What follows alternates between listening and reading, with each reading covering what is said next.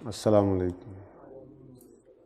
Lecture 42 start करते हैं जी Kaif one का।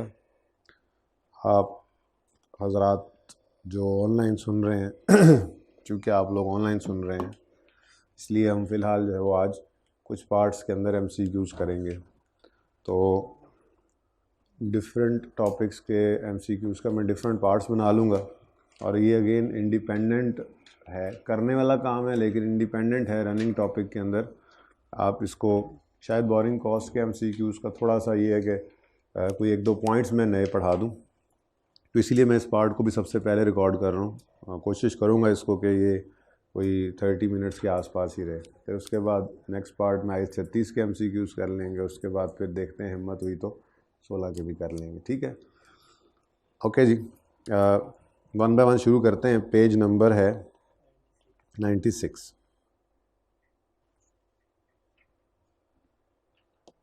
सब आ गए हैं जी पेज 96 पे।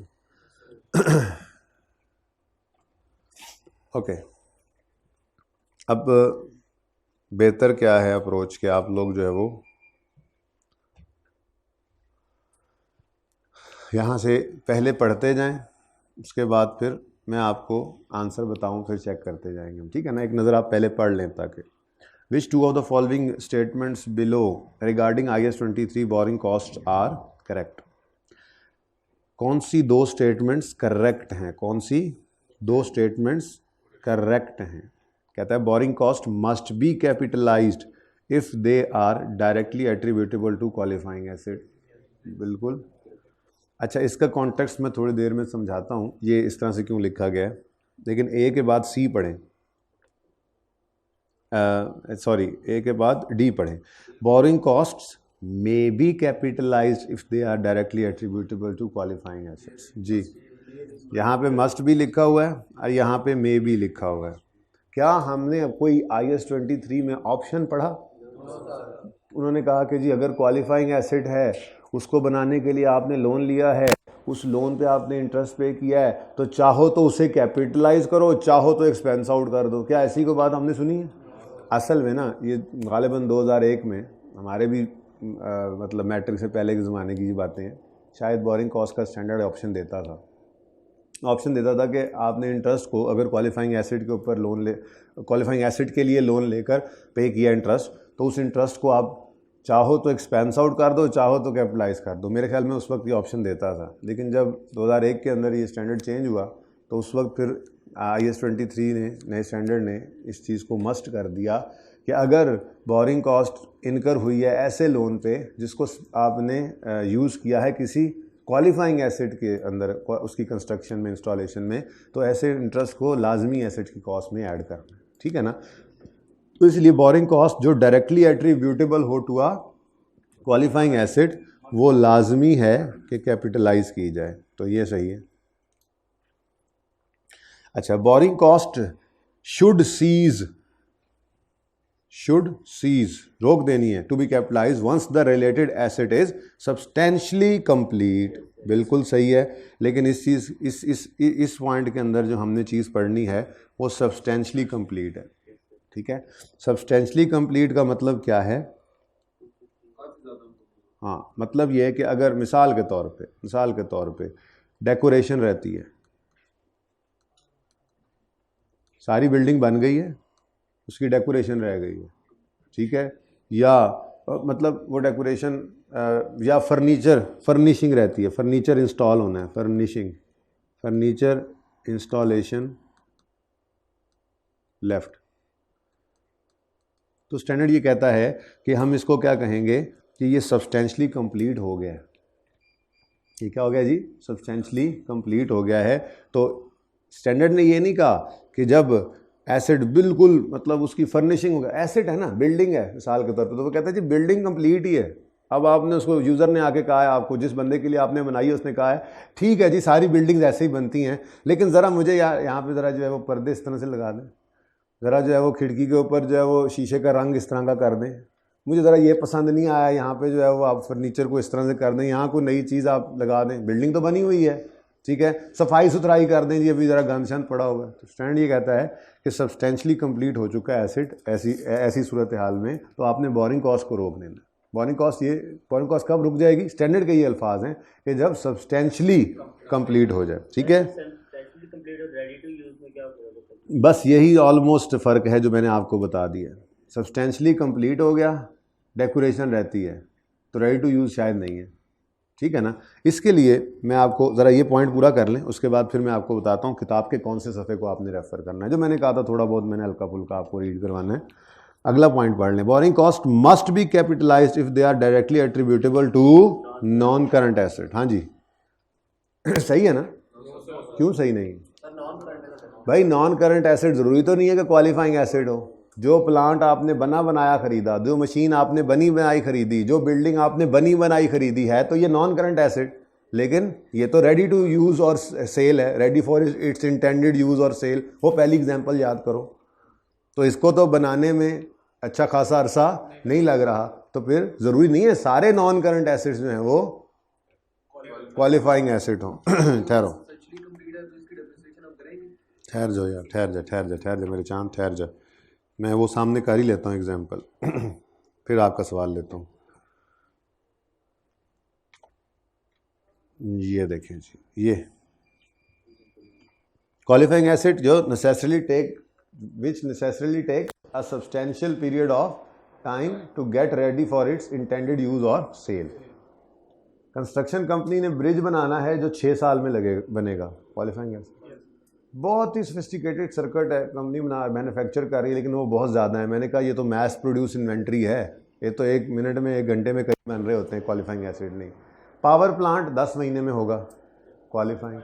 इक्विपमेंट परचेज किया है जो कि इमीडिएटली यूज़ हो सकता है। अब हालांकि ये भी असल में ये समझाना चाह रहा था आपको, ठीक है ना, कि ये भी नॉन करंट एसिड है, ये भी नॉन करंट एसिड है, ये क्वालिफाइंग एसिड है, ये क्वालिफाइंग एसिड नहीं है, ठीक है ना। तो ये बात यहाँ पर बताई जा रही है। Borrowing cost must be capitalized if they are directly attributable to, ऊपर वाली लाइन ठीक है, borrowing cost must be capitalized if they are directly attributable to a qualifying asset. लेकिन ये गलत क्यों है? क्योंकि बोरिंग कॉस्ट जो है वो मतलब हर non current asset qualifying asset नहीं है। तो हर नॉन करंट एसिड के ऊपर अगर बोरिंग कॉस्ट इनकर हुई है तो वो कैपिटलाइज नहीं होगी। जैसे आप बचपन में पढ़ते थे, आपने एक प्लांट खरीदा जो रेडी टू यूज़ है, आपने खरीदते ही इस्तेमाल करना शुरू कर दिया। या आपने कोई बिल्डिंग खरीदी जो बनी हुई थी, आपने सिर्फ चाबी को घुमाना है और अंदर चले जाना है, इस्तेमाल करना शुरू करना है। अब इस बिल्डिंग को लेने के लिए पैसे नहीं थे, लोन ले लिया और उस पर इंटरेस्ट पे किया, तो ये इंटरेस्ट इस बिल्डिंग की कॉस्ट में ऐड नहीं होगा, क्योंकि बिल्डिंग क्वालिफाइंग एसिड नहीं है, हालांकि नॉन करंट एसिड है, ठीक है। तो ये नहीं होगा। लास्ट पहले बढ़ा दिया था, borrowing cost may be capitalised directly attributable, यानी ऑप्शन कोई नहीं है। अगर क्वालिफाइंग एसिड से रिलेट करती है बोरिंग कॉस्ट तो इसको लाजमी कैपिटलाइज करना है, ठीक है। अब हम बात करते हैं जी एसिड इज सब्सटेंशियली कंप्लीट की, थोड़ी सी डिस्कशन है, उसको देख लेते हैं, ठीक है। पेज नंबर रेफर कर लेते हैं।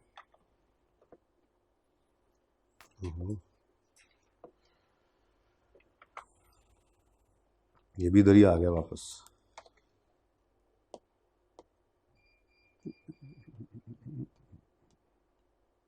पेज नंबर है 51, पेज नंबर इसके साथ रेफर करते हैं हम, यहाँ पे लिख लेंगे ना, रेफर पेज नंबर 51। पहुँच गए जी सब? पेज 51 पे है, कब स्टार्ट करें, कब सस्पेंड करें, कब सीज करें। कमेंसमेंट शुरू करना, हमने वो 3 रूल पढ़ रखे हैं। सस्पेंशन आर्जी तौर पे रोकना, आर्जी तौर पर रोकना, या इसको यूं कह दें रोकना, और सिदेशन बंद कर देना, ठीक है ना। यही फर्क बनता है ना। अच्छा चलो, अब सबसे पहले जो चीज़ मैं लेकर आया हूँ रेफरेंस के तौर पे वो पढ़ा देता हूँ। सीजेशन कब बंद कर दें ऑफ कैपिटलाइजेशन, कब बंद करें? कहता है जी entity shall cease capitalizing borrowing costs when substantially all activities necessary to prepare qualifying asset for its intended use और सेल आर कंप्लीट। ठीक हो गया जी। ये तो हो गया हमारा रूल। अब इसकी थोड़ी सी तफसील भी देख लेते हैं।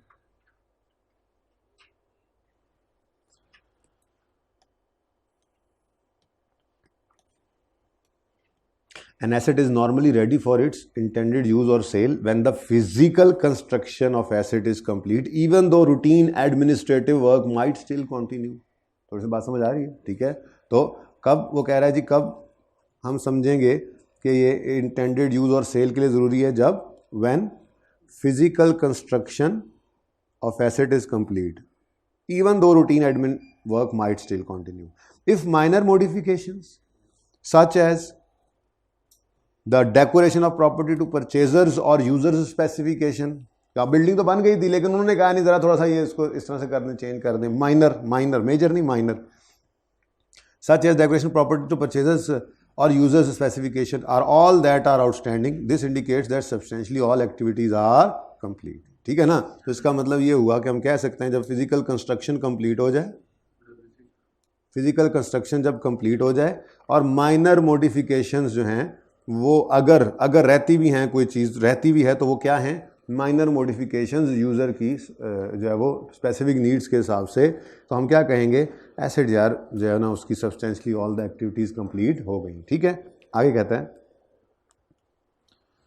When an entity completes construction of a qualifying asset in parts, ये मतलब ये एक इंडिपेंडेंट सी बात है, बहरहाल मतलब ऊपर वाली बात ख़त्म हो गई है. इसमें वो ये कह रहा है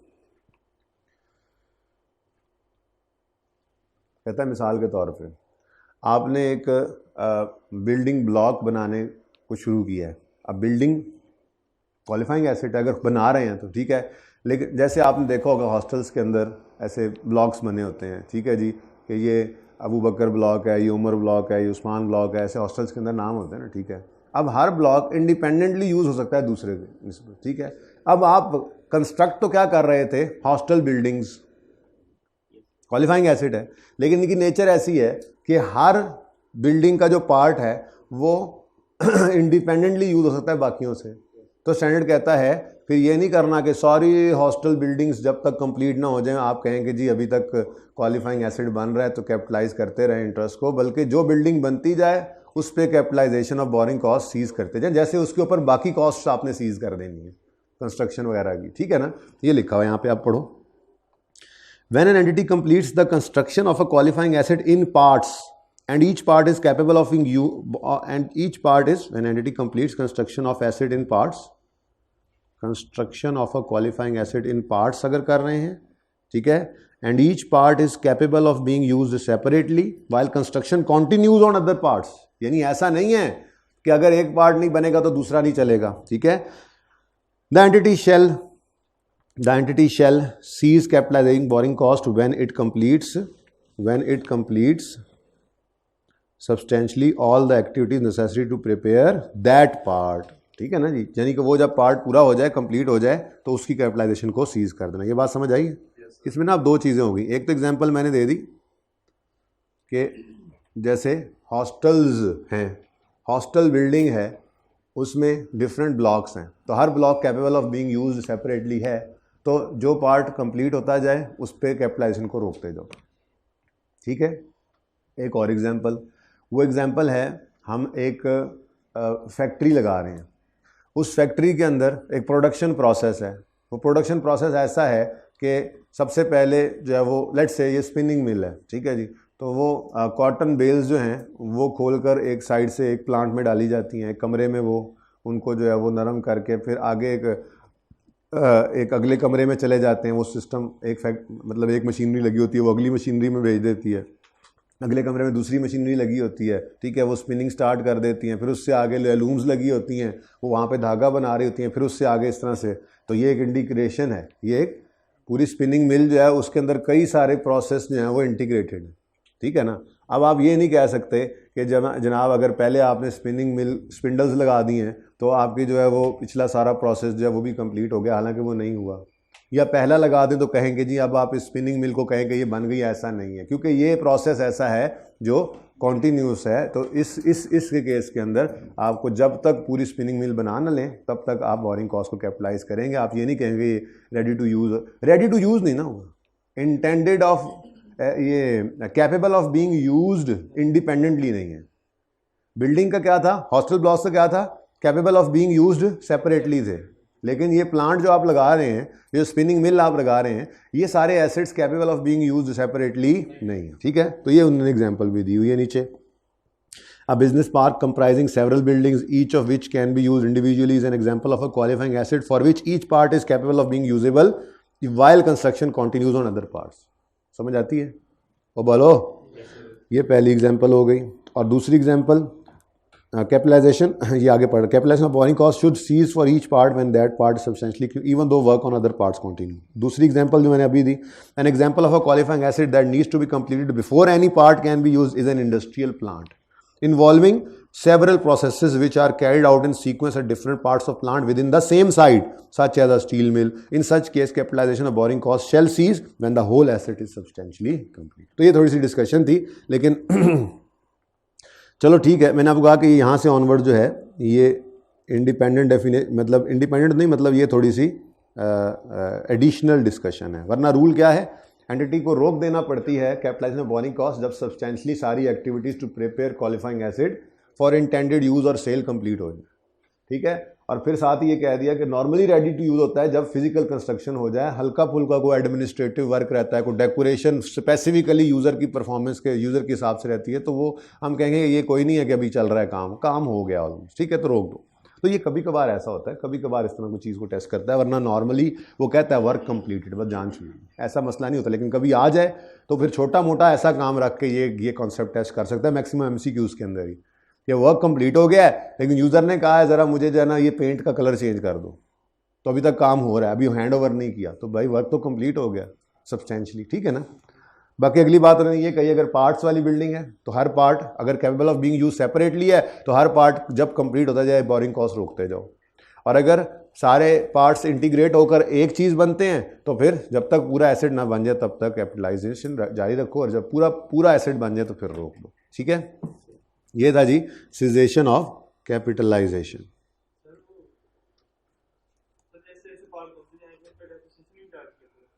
जी ये तो देखने की बात है ना, पार्ट अगर बन रहे हैं और वो बिल्डिंग है तो बिल्कुल उस पर करते जाएंगे। अच्छा, चलें अब यहाँ पे आ ही गए हैं तो ये पेज 51, बहरहाल ये चीज़ एडिशनल है जी, माजरत के साथ ये वाहिद चीज़ ही पढ़ाऊँगा, मेरी कोशिश है उसके अलावा मैं कुछ ना पढ़ाऊँ, एमसीक्यूज़ ही करेंगे, लेकिन ये ज़रा मैं पढ़ा रहा हूँ। और ये पहला पार्ट भी इसलिए रख रहा हूँ, अलग भी इसलिए रख रहा हूँ कि ये छोटा सा पार्ट सबसे पहले आप ये तो सुनेंगे ही ना, जो भी आज सुनने बैठेगा यूट्यूब पे। लेकिन अगर कोई बच्चा लेट्स से कल क्लासेस ऑन हो जाती हैं, परसों हो जाती हैं, जब आता है तो जो क्लास कंटिन्यू होगी उसमें आके बैठेगा तो उसका इससे कोई ताल्लुक नहीं होगा कि उसको अगली क्लास समझ ना आए, ये इंडिपेंडेंट ही है, ये ऐसे ही पढ़ाना था मैंने, ठीक है ना। अच्छा जी, चलें अब कमेंसमेंट भी पढ़ लेते हैं। कब शुरू करें, हमने क्या रूल पढ़ रखा है, कैपिटलाइजेशन ऑफ बोरिंग कॉस्ट कब शुरू करते हैं, जब स्पेसिफिक लोन के केस में, जब एक और ओपन करने दो फाइल मुझे, और अब मुझे जाने दो मुझे, मत रोकना इधर।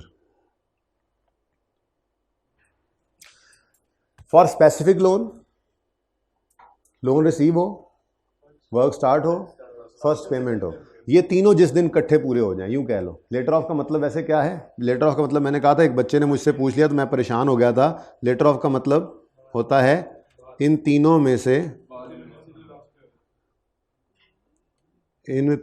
में से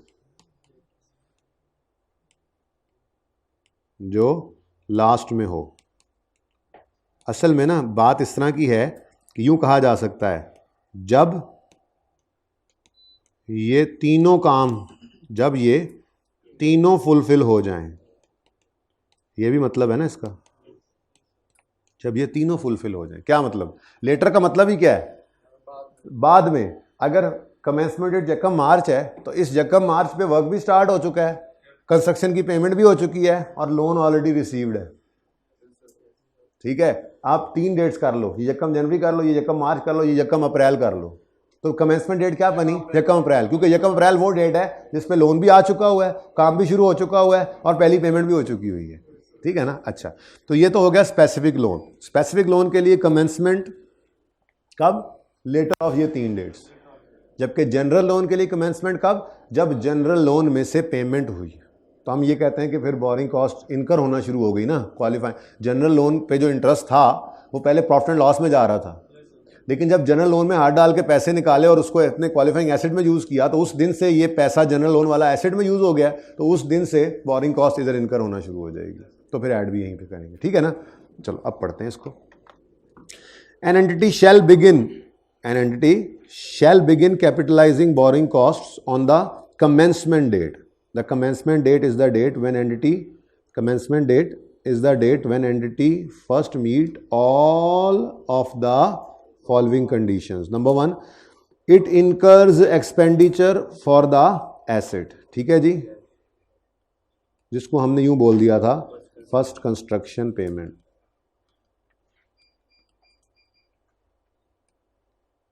ठीक है जी। incurs borrowing cost, borrowing costs, incur borrowing cost का मतलब क्या है? नहीं, incur borrowing cost का मतलब क्या है?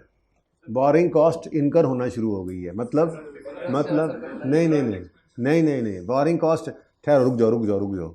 मैं कहूं इलेक्ट्रिसिटी इनकर एक्सपेंस इनकर होना शुरू हो गया, कब होगा? जब बिजली इस्तेमाल होना शुरू हो गई। मैं कहूं सैलरी एक्सपेंस इनकर होने लग गया, पेमेंट की तो बात ही नहीं हो रही, कब? जब एम्प्लॉय सर्विसेज देता जा रहा है।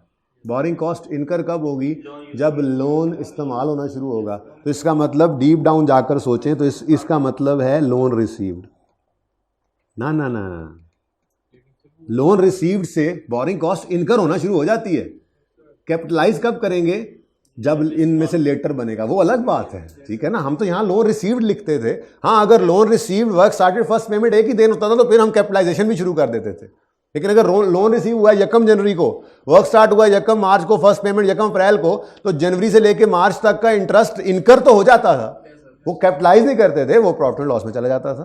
तो ये लोन रिसीव्ड लिखना चाह रहे हो। और it undertakes activities necessary to prepare asset for intended use और सेल। ये क्या है जी? वर्क स्टार्टेड बेटा, अंडरटेक्स एक्टिविटीज, ठीक है। तो ये 3 चीजें हैं। कहता जी कमेंसमेंट कब करो? जब ये सारी कंडीशंस मीट हो जाएं, ठीक है। कमेंसमेंट डेट क्या है? When entity first meet all the following conditions: incurs expenditure for asset, incur borrowing costs और undertake activities to prepare the asset. ठीक हो गया। अब यहां पर वो इंपॉर्टेंट बात आती है जो आपकी क्लास में भूला भी था मैं, पहली वाली में, फिर दूसरी में मैंने उनको भी बता के आपके लिए रिकॉर्डिंग की थी एक, वो स्टीडी इंडस्ट्रीज। हाँ भाई देखो, वो एक सवाल में ही था ना, तो बस तरतीब के अंदर फर्स्ट पेमेंट वही उठा ली। हालांकि मैंने आपको कहा था कंस्ट्रक्शन पेमेंट, इसीलिए लिखवाया था पहले दिन से, लेकिन जब मौका आया भूल गया आपकी क्लास। दूसरी में इंशाअल्लाह अल्हम्दुलिल्लाह हमने कर लिया था और आपने उसको सुन भी लिया था, ठीक है ना। फर्स्ट कंस्ट्रक्शन पेमेंट क्या है? कंस्ट्रक्शन से रिलेटेड कोई भी पेमेंट हो जाए, चाहे वो आपने परमिट फी पे की है, भाई उसी कंस्ट्रक्शन के लिए परमिट फी पे किया, चाहे आपने मैप अप्रूव कराना था एलडीए को, मैप फी पे की, भाई उसी कंस्ट्रक्शन का ही मैप पे किया है ना फी, ठीक है। कोई कंसल्टेंट था जिससे नक्शा बनवाया, उसको पैसे दिए, भाई किस चीज का नक्शा बनवाया? उसी कंस्ट्रक्शन। तो ये पेमेंट्स, हालांकि अभी काम शुरू नहीं हुआ, हो सकता है काम शुरू होने में भी 2 महीने लग जाए, लेकिन ये कंस्ट्रक्शन की पेमेंट्स ही है, ठीक है ना। तो आगे वो कहता है the activities necessary to prepare asset for intended use और सेल इंक्लूड टेक्निकल, ये देखो ये इसकी बात कर रहा है, पॉइंट सी, वर्क स्टार्टेड, ठीक है। The activities necessary to prepare asset for its intended use or sale includes technical and administrative work prior to commencement of physical construction। ठीक है ना। यानी कि ये दोनों ही की बात यहीं पर यहां पर आ जाती है, दोनों ही। मतलब आप, वो ये कह रहा है कि अगर आप वर्क स्टार्ट कर रहे हैं तो वर्क स्टार्टिंग कब समझी जाएगी? जब एडमिनिस्ट्रेटिव वर्क या टेक्निकल वर्क हो रहा है प्रायर टू फिजिकल कंस्ट्रक्शन। तो वो कौन सा काम होगा? तो जो मैं अभी बताया आपको, परमिट फी, एडमिनिस्ट्रेटिव कॉस्ट थी, ठीक है, टेक्निकल कंसल्टेंट को पैसे दिए, मैप बनवाने के, ठीक है, या मैप अप्रूव कराने के एडमिन खर्चे, ये सब क्या है? ये प्रायर टू फिजिकल कंस्ट्रक्शन है। तो वो कह रहा है कि जी इसका मतलब वर्क स्टार्ट हो गया। तो वर्क स्टार्ट कब होगा? Even prior to physical construction. अगर कोई एडमिन या टेक्निकल काम शुरू हो गया तो हम कहेंगे वर्क स्टार्ट हो गया, और अगर उसकी कोई पेमेंट है तो वो फिर कंस्ट्रक्शन पेमेंट भी है, ठीक है। बहरहाल इसको जैसे भी ले लें, वर्क स्टार्टेड में डाल दें इसको, तब भी वो डेट बन जाएगी फर्स्ट पेमेंट। हमने तो कमेंसमेंट की डेट ही लेनी है ना, ठीक है। हाउएवर सच एक्टिविटीज पहले ये तो लिख लें, the activities necessary to prepare asset for intend use sale include technical and admin prior to commencement of physical, such as activities associated with obtaining, ये लिखा भी हुआ है, such as examples activities associated with obtaining permits prior to commencement of physical, ठीक है ना, तो बात समझ आती है, बोलो आगे। However such activities exclude holding of an asset when no production or development that changes assets conditions is taking place। मतलब आपने बिल्डिंग बनानी है, ठीक है जी, बिल्डिंग बनाने के लिए आपने लैंड खरीदा है, अभी लैंड पड़ा है, लैंड क्यों पड़ा है जी, बनाएंगे जी बिल्डिंग, तो क्या करें, बोरिंग कॉस्ट कैपिटलाइज करने लग जाए। सेंड कहता है नहीं, लैंड तो पड़ा है, लैंड पे आपने कौन सी चेंज कर दी है, जब बिल्डिंग बनना शुरू होनी है, वर्क स्टार्टेड, हम तब गएंगे, वो ये कह रहा है। However such activities undertaking necessary to prepare asset वाली एक्सक्लूड, इसमें नहीं शामिल holding of an asset when no production और development that changes the asset's condition is taking place, ठीक है। आगे उन्होंने एग्जांपल दी, फॉर एग्जांपल, अच्छा यार यहीं पे बैठ के सुन लेते, फॉर एग्जांपल बैठ जाओ यहीं पे, अब चलो, फॉर एग्जांपल, अब एग्जांपल क्या है जी, for example borrowing cost incurred while land is under development are capitalized during period in which activities related to development are being undertaken. However borrowing cost incurred while land acquired for building purpose is held without any associated development activity do not qualify for, कहता है जी आपने land खरीदा loan लेकर, लेकिन आपने साथ ही उसके ऊपर डेवलपमेंट शुरू कर दी है, तो फिर वो सारा पैसा ही आपका कंस्ट्रक्शन में इस्तेमाल हो गया, बोरिंग कॉस्ट स्टार्ट कर दो, कैपिटलाइज कर। लेकिन अगर आपने लैंड लेकर रख दिया है, कोई डेवलपमेंट नहीं कर रहे उसके ऊपर, तो फिर इस लैंड के पे किए हुए पैसे, ये फिलहाल लोन से ही किए हैं, तो इस लोन के इंटरेस्ट को इस क्वालिफाइंग एसेट में शामिल नहीं कर सकते, एक्सपेंस आउट करते रहो। हाँ, जैसे ही पहली ईंट जाकर रखो, उस दिन से ऑनवर्ड्स फिर बैंक को तो पे करने हैं पैसे पहले दिन से, लेकिन ये कहता है कि मेरे एसेट में कैपिटलाइज तब करना जब नेसेसरी एक्टिविटीज स्टार्ट हो जाएं प्रिपेयर करने की एसेट को, ठीक है। अब इधर हो जाना, इसको उधर बिठा लेना जी, बोलो सर। वो जो थे उस क्वेश्चन में था, हमने जो कैपिटलाइज करना शुरू किया था एक्सपेंस, वो 1 महीना बाद किया था, लेकिन इन्वेस्टमेंट इनकम 1 महीना पहले रेस्ट क्यों की थी? नहीं की थी, हमने सही कर लिया था, वो सही कर लिया था। अगर 1 महीने बाद बोरिंग कॉस्ट कैपिटलाइज करते तो इन्वेस्टमेंट इनकम भी पहले महीने की, जैसे पहले महीने के interest expense profit and loss में जाता है, इन्वेस्टमेंट इनकम भी उधर जाती। लेकिन वही तो गलती थी जो अगले पार्ट में सही की थी, आपने रिकॉर्डिंग सुन ली होगी, उसमें मैंने कहा था कि वो असल में यकम को ही पहले दिन से ही बोरिंग कॉस्ट कैपिटलाइज होने लग गई थी, तो फिर पहले दिन से ही इन्वेस्टमेंट इनकम भी माइनस होने लग गई थी, ठीक है। तो कहो तो वो सवाल दिखा देता हूँ, एक दफ़ा भाई ने कहना था, मुझे पता है जी।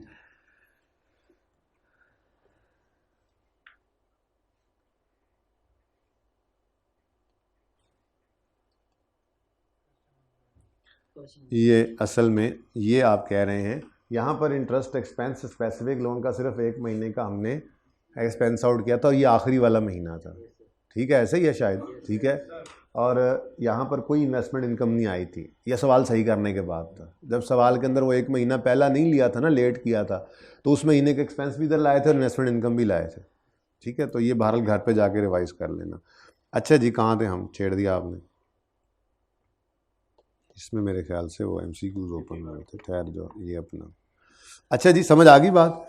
तो कमेंसमेंट कब करेंगे, जब एक्सपेंडिचर एसेट पे इनकर होने लग जाए, बोरिंग कॉस्ट इनकर होने लग जाए और काम शुरू हो जाए। तो ये स्पेसिफिक लोन के लिए, जनरल लोन का तो वैसे ही बड़ा आसान लोन है। जनरल लोन के लिए तो क्या है, क्योंकि जनरल लोन ऑलरेडी एग्जिस्टिंग होते हैं, एग्जिस्टिंग लोन है तो इंटरेस्ट तो, बोरिंग कॉस्ट तो इनकर हो रही होती है। कैपिटलाइज कब करें, जिस दिन जनरल लोन ने एसिड में इस्तेमाल होना है, यानी डायरेक्टली एट्रीब्यूटेबल, ऊपर लिखा हुआ है, इंशाल्लाह वो होमवर्क में दूंगा ना जब ऊपर वाली थ्योरी किसी दिन, ठीक है ना, वो पढ़ेंगे आप।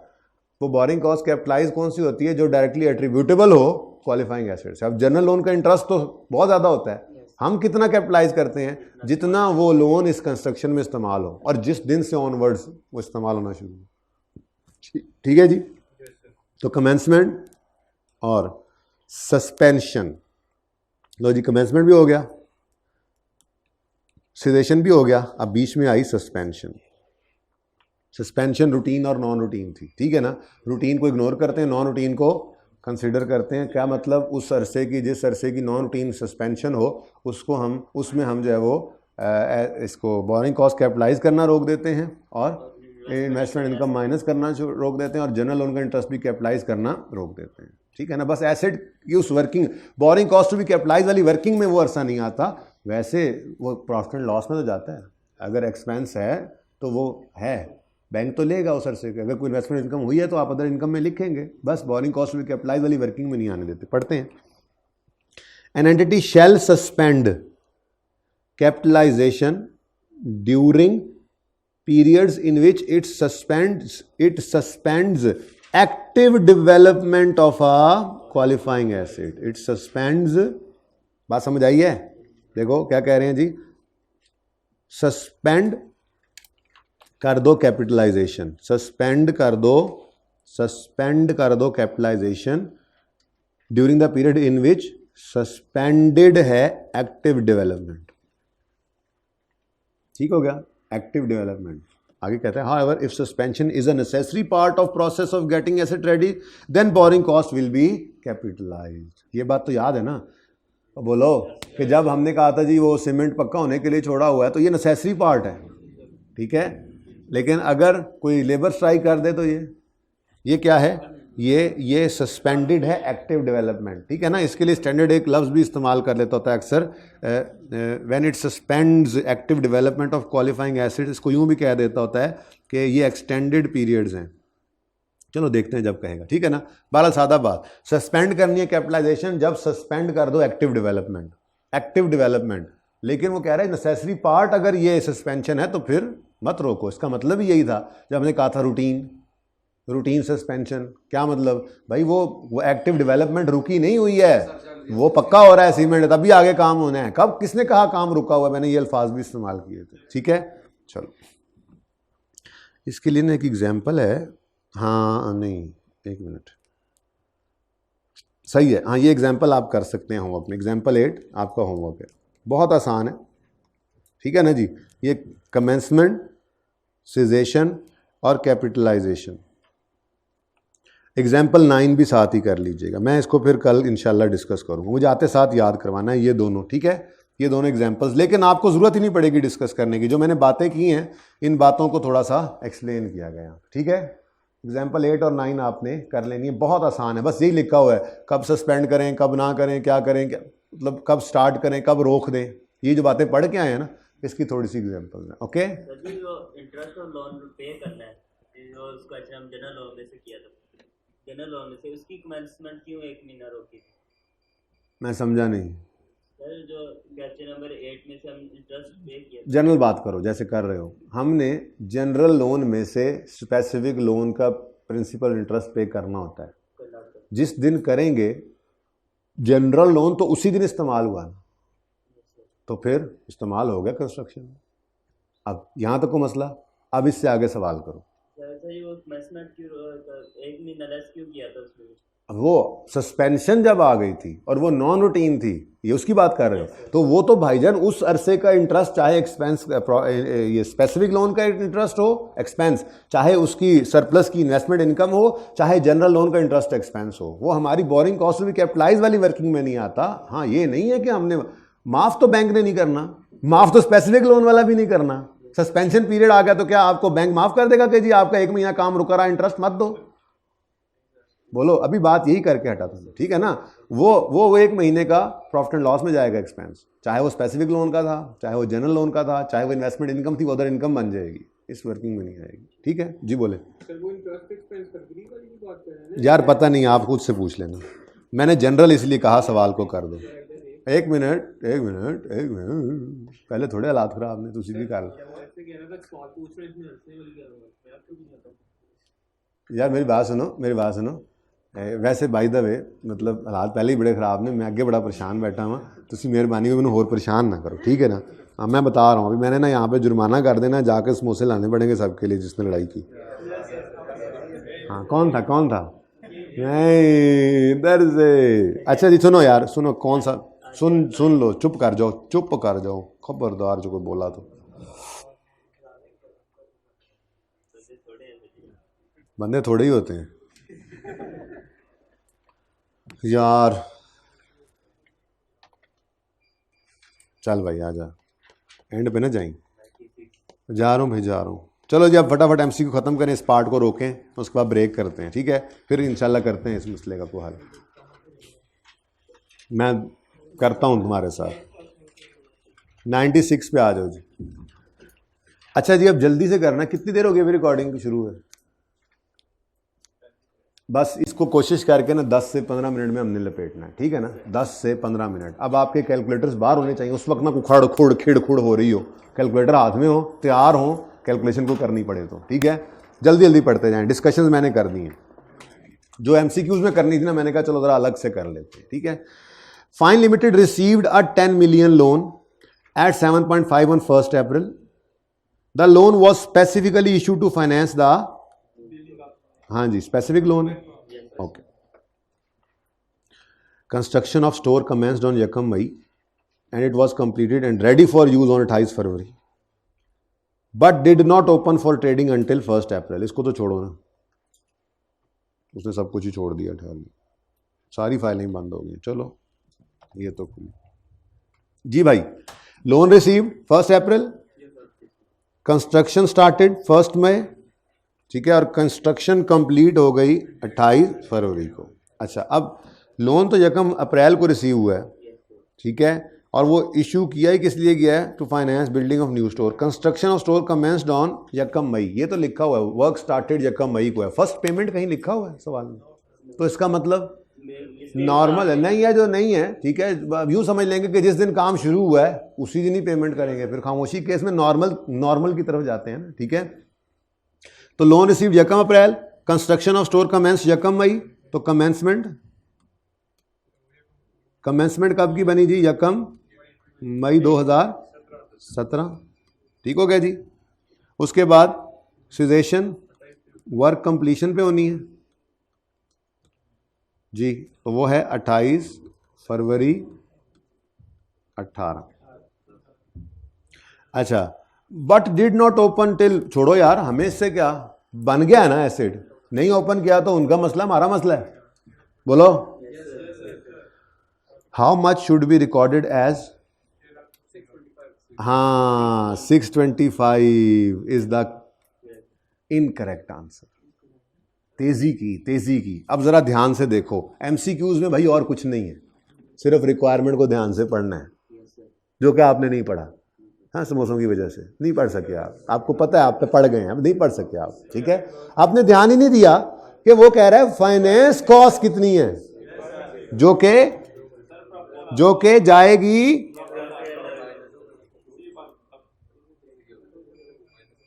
चलो बहरहाल मुझे ये बताओ कि वैसे कैपिटलाइजेशन का अरसा कितना बनता है? 1 मई से, मई जून जुलाई अगस्त सितंबर अक्टूबर नवंबर दिसंबर। अब सी रुको, हाँ कितने महीने? ये 10 महीने तो कैपिटलाइज करने हैं, ठीक है। अब ईयर एंड क्या है? ईयर एंड 31 मार्च है ना, और लोन आया है 1 अप्रैल को 17 को, 1 अप्रैल 17 से 31 मार्च 18 तक पूरा साल बनता है, यानी कि इंटरेस्ट लोन के ऊपर देना पड़ेगा पूरे साल का, ठीक है ना, जिसमें से 10 महीने क्या होगा? कैपिटलाइज, तो फिर बाकी 2 महीने एक्सपेंस आउट। अब यहां पे वो कह रहा था फाइनेंस कॉस्ट में कितना जाना है, तो हमने कहना था जी लोन आया है 10 मिलियन का, इंटरेस्ट रेट है इसके ऊपर 7.5%, और ये 2 महीने का एक्सपेंस आउट करना है। बोलो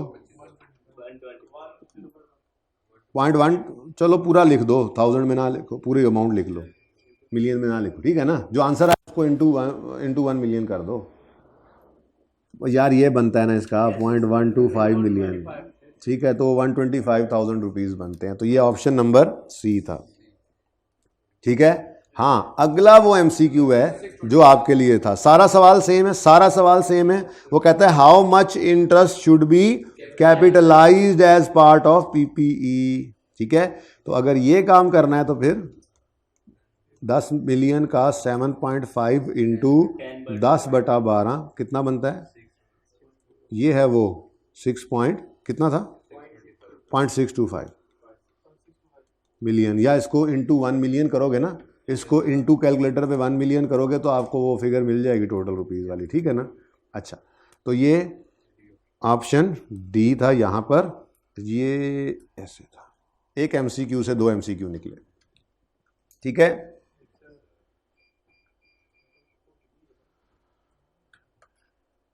अल्लाह,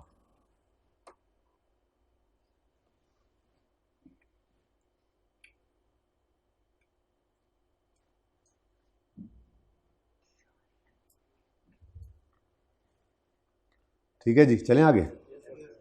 नेक्स्ट नंबर 4,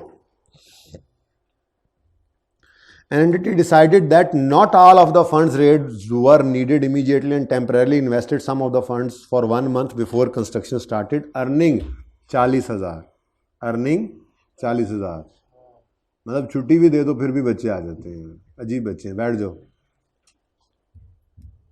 ये 2-4 बच्चे अब जो आ गए हैं, अब ये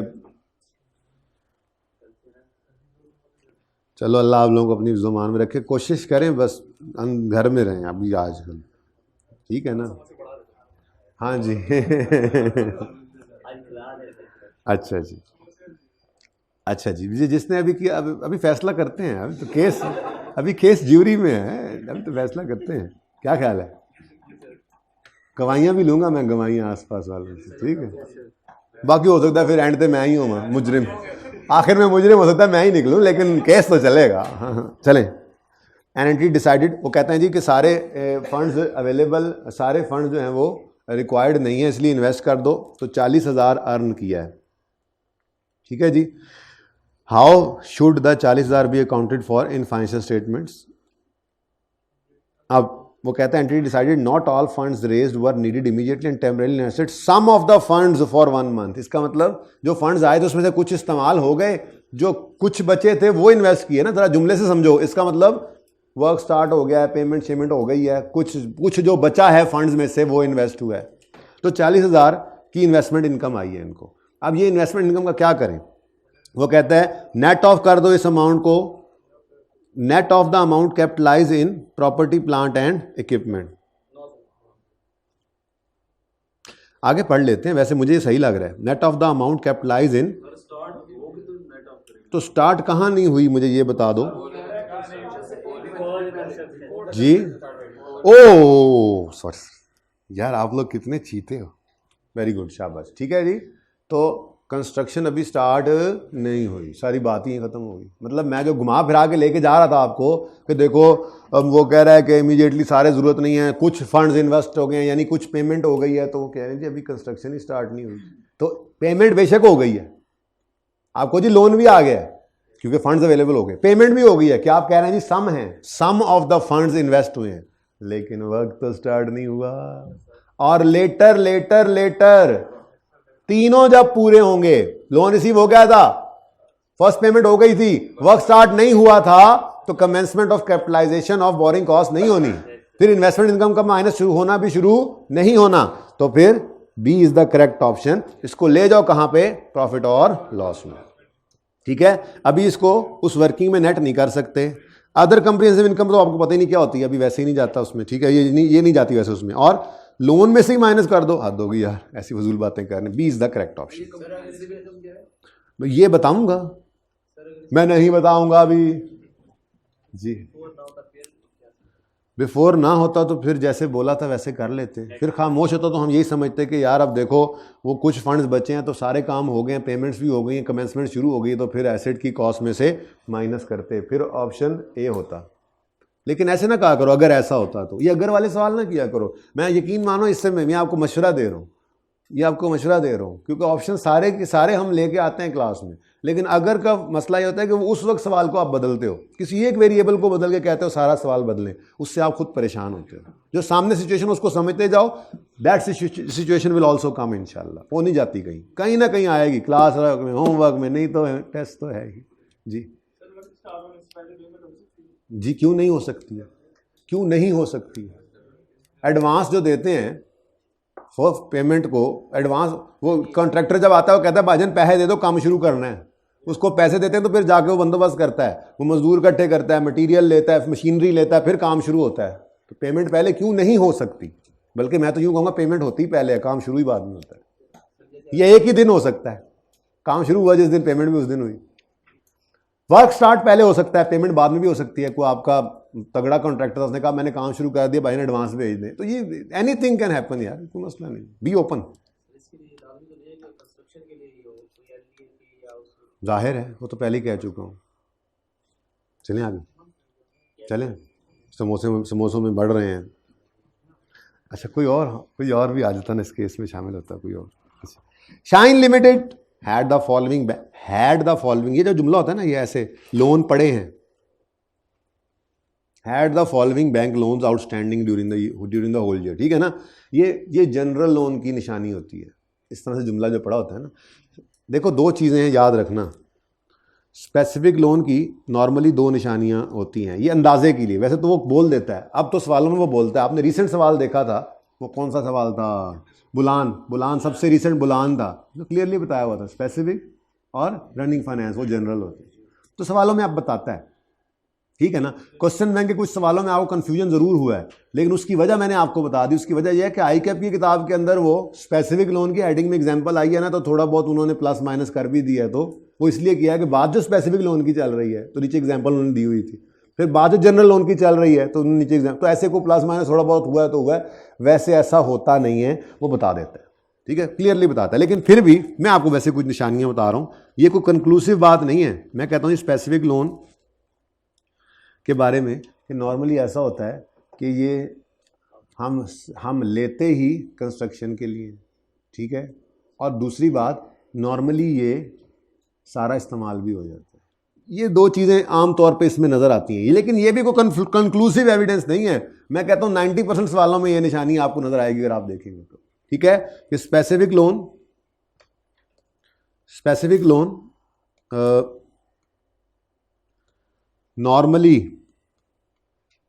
नॉर्मली मैं बात कर रहा हूँ, नॉट 100%, लेकिन नॉर्मली, एक ऐड कर लो,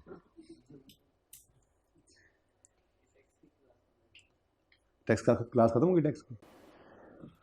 अच्छा, स्पेसिफिक लोन नॉर्मली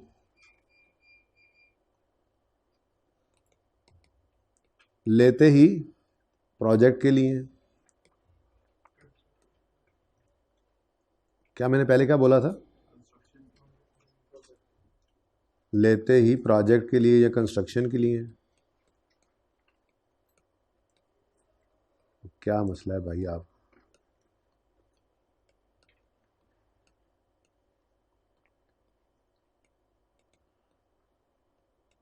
और दूसरी बात,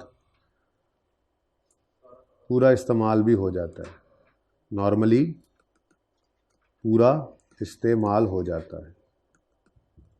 बार बार कह रहा हूँ, ICAP में आपको ये अब बात नहीं टेस्ट करता पास पेपर्स, आप अब रिसेंट के अंदर उसकी रूटीन यही है, वो क्लियरली बताता है, ठीक है। ऐसे कोई वहाँ नहीं रखता आपके लिए।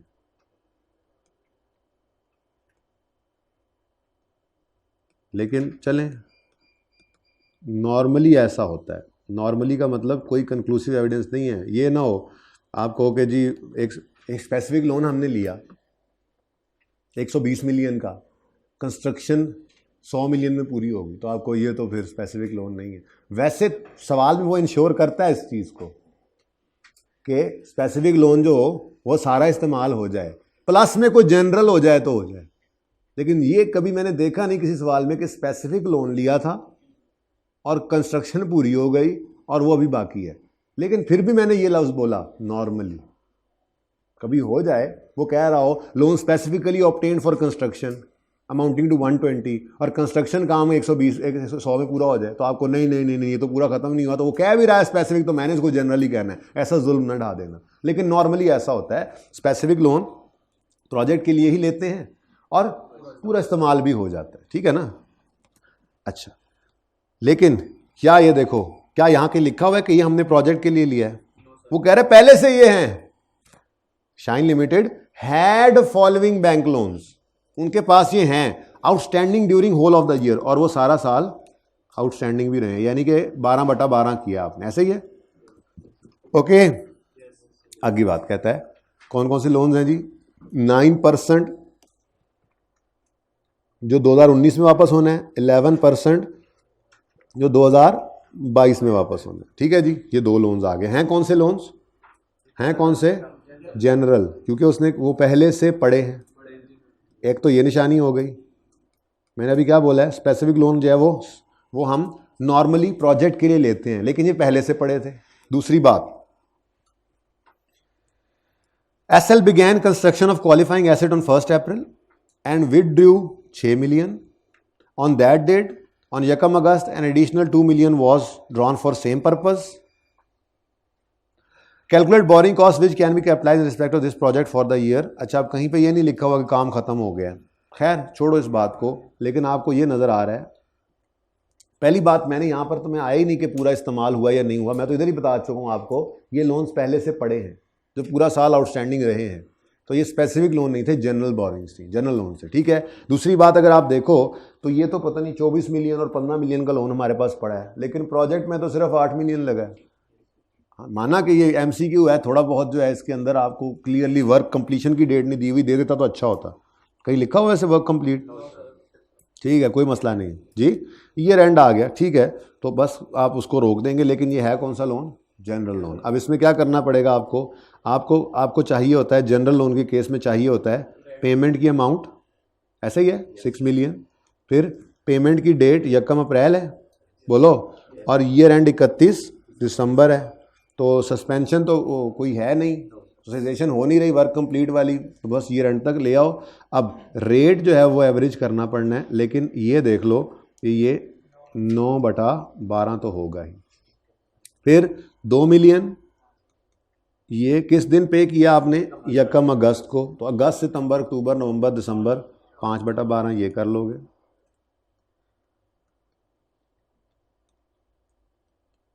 ठीक है। अब रह क्या गया?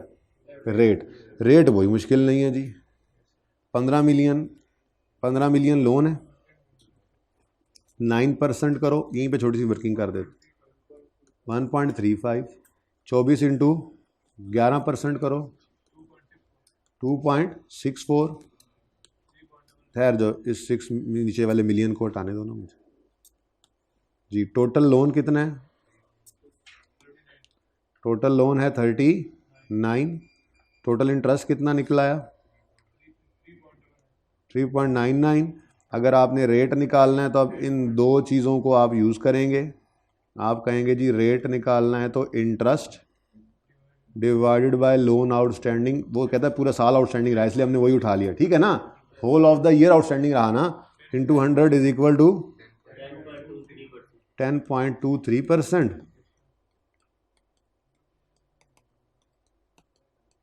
आंसर बताओ जरा। टोटल पॉइंट, हाँ टोटल अलग अलग क्या बताना है? टोटल ही बता दो, कैलकुलेटर पे इकट्ठा कर दो ना।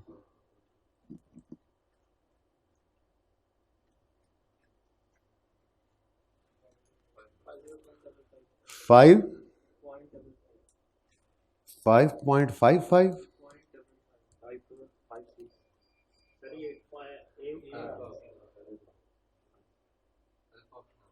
नहीं, मुझे आंसर तो बताओ पहले। 5.45 कैलकुलेटर ये आंसर दे रहा है, बोलो। अच्छा वही कर लो, 0.5456। ठीक है, नहीं समझ आ रही, 1 मिलियन से मल्टीप्लाई करो। अब आंसर बताओ 545600 545600 बिल्कुल सही है आंसर। वो मिलियन में कर दिया ना मैंने। आपको इससे तकलीफ होती है तो ये 6 मिलियन की बजाय 6 आगे 6 सिफरें लगाओ, 2 आगे 6 सिफरें लगाओ, एग्जैक्टली आंसर आ जाएगा। ये समझ आया सबको? ऐसा तो नहीं इसको ये समझ नहीं आ रही बात। कितनी देर की होगी रिकॉर्डिंग? ओ माय गॉड, हरी आप। नहीं बंद नहीं करना, अब इसको कंप्लीट करके ही बंद करते हैं, ये अलग से रहे ताकि जब कभी सुनना हो बोरिंग कॉस्ट के एमसीक्यूज अलग से सुने। चलें जल्दी 2-3 और हैं बस। जैज लिमिटेड, ये टेस्ट नंबर 5 में भी आया है नाम बदल कर। ये वाला भी था, ये वाला भी, सुभान अल्लाह, इसका नाम कबूतर लिमिटेड था। ऐसे ही था, एक कबूतर लिमिटेड था, दूसरा पता नहीं। तो चलो अच्छा हो गया, टेस्ट 5 भी डिस्कस होने से अभी रहता था ना, ये एमसीक्यूज रहते थे। अभी उसमें सब नोट्स भी रहते हैं। चलो जी, Jazz limited has borrowed 24 million to finance the building. Borrowed 24 million to, borrowed 24 million, has borrowed 24 million to finance the building. चलो जी, एक स्पेसिफिक हो गया एमसीक्यू, एक जनरल हो गया है टेस्ट में। अच्छा, construction is expected to take 2 years. The loan was drawn down on Yakam January, loan received. Work began on Yakam March, work started. 10 million of loan was not utilized. 10 million of the loan कितना है जी? Loan कितना है जी? 24 million. वो कहता है उसमें से 10 million was unutilized till Yakam जुलाई। इसका मतलब जिस दिन लोन लिया होगा, 14 मिलियन तो उसी दिन इस्तेमाल हो गया होगा। इसका मतलब फर्स्ट पेमेंट भी किस दिन लोन लिया जी? यकम जनवरी को। काम किस दिन शुरू हुआ? यकम मार्च को। तो फर्स्ट पेमेंट भी फिर यकम मार्च को हो गई होगी, ठीक है ना? और वो कितनी हुई होगी? 14 कैसे पता लगा? 24 का लोन लिया है, वो कहता है 10 मिलियन यकम जुलाई तक अनयूटिलाइज रहा। इसका मतलब 14 है, 14 पे हो गया होगा, तभी तो 10 है, ठीक है ना? 24 का लोन लिया, वो कहता है 24 के लोन में से 10 अनयूटिलाइज्ड है, इसका मतलब 14 यूटिलाइज हो गया। नहीं समझ आई? चलो अच्छा, तो लोन रिसीव्ड यकम जनवरी, वर्क स्टार्टेड यकम मार्च, फर्स्ट पेमेंट भी फिर खामोशी के केस में फर्स्ट पेमेंट नॉर्मल पे। और नॉर्मल, सबसे नॉर्मल सिनेरियो क्या है? लो काम शुरू करो, पैसे पकड़ो। थोड़ी सी अब क्या है? पहले पैसे दे दो, काम बाद में शुरू करें, तो ये भी पॉसिबल है। थोड़ी और एक और एबनॉर्मेलिटी क्या है? काम पहले शुरू कर दे, पैसे बाद में दो, पॉसिबल ये भी है। लेकिन खामोशी के केस में हमेशा नॉर्मल की तरफ ही जाएंगे ना, ठीक है? तो यकम जनवरी, यकम मार्च, यकम मार्च। मैं कहता हूं जी कमेंसमेंट क्या है? यकम मार्च, ठीक है ना? मैं यूं कह देता हूं work began and first payment, work began and first payment on यकम मार्च, ठीक हो गया? अब फर्स्ट पेमेंट भी कितनी है? मैंने कहा 14 मिलियन। क्यों मैंने कह दिया 14 मिलियन है? फर्स्ट पेमेंट क्यों मैंने कह दिया 14 मिलियन है? क्योंकि 24 का लोन था, अनयूटिलाइज्ड 10 पड़ा है, तो मतलब 14 यूटिलाइज हो गया। और किस दिन हुआ? जिस दिन काम शुरू हुआ। फिर खामोशी केस में तो वही हो सकता है, ठीक है? तो यकम मार्च को कमेंसमेंट है। सिजेशन पता नहीं कब वर्क कंप्लीट होगा, फिलहाल तो ईयर एंड आ गया। वो कह रहा है 2 साल लगेंगे इसको, यानी अगले साल जाके होगा। तो वर्क कंप्लीशन को हमने नहीं लेना, ठीक है ना? वर्क कंप्लीट पता नहीं कब होना है, 2 साल बाद होना है। फिलहाल तो मामला क्या है, हमारा ईयर एंड आ गया। वो क्या है? ईयर एंड क्या है? 31 दिसंबर 2019 है। तो यहाँ पे हमने 31 दिसंबर 19 लिख दिया, ठीक है? और ये यकम मार्च से 31 दिसंबर तक, मार्च अप्रैल, कितने 2 महीने निकाल लो यार, 10 कर लो, 10 मंथ्स, ठीक है? 10 महीने की बोरिंग कॉस्ट क्या होनी है? कैपिटलाइज। और इंटरेस्ट 8% पे करते हैं और इन्वेस्टमेंट इनकम 6% पे आती है। अब जल्दी से, क्योंकि एमसीक्यूज हैं, कैलकुलेटर पे भी कर रहे होते हैं, तो कोई नहीं फॉर्मेट शॉर्मेट बनाने की। Interest expense, interest expense, loan आया था 24 मिलियन का, बोलो। इंटरेस्ट रेट है 8% और कितना कैपिटलाइज करना है? देखो रिक्वायरमेंट बड़े ध्यान से पढ़ा करो। Calculate borrowing cost to be capitalized, यहां पे वो फनकारी ये भी लगा सकता था, calculate borrowing cost to be expensed out. जैसे आप पहले एमसीक्यू में धोखा खा गए, तो ये धोखा नहीं खाना, ठीक है जी? इनटू 10/12। देखो लोन किस दिन आया है? लोन तो यकम जनवरी 19 से आया हुआ है, लेकिन बैंक को पूरे 12 महीने का इंटरेस्ट जाएगा। लेकिन हमने कैपिटलाइजेशन यकम मार्च से शुरू करनी, 2 महीने का इंटरेस्ट प्रॉफिट एंड लॉस में जाना है। ये एमसीक्यू भी तो बन सकता था यहाँ से। अच्छा, तो एमसीक्यू में ज़्यादा इंपॉर्टेंट रिक्वायरमेंट है, बाकी कॉन्सेप्ट आपको होता है, ठीक है? अच्छा, तो कितना आ गया? 1.6। उसके बाद लेस करते होते हैं इसमें से इन्वेस्टमेंट इनकम जी, इन्वेस्टमेंट इनकम। सरप्लस फंड्स रहे 10 मिलियन के, कितने महीने? 6 महीने। 6 महीने सरप्लस रहे, लेकिन 6 महीने सरप्लस पड़े रहे भाई। यकम जनवरी को लोन आया है, तो पहले 2 महीने शायद पूरा 24 ही सरप्लस पड़ा था हमारी बला से।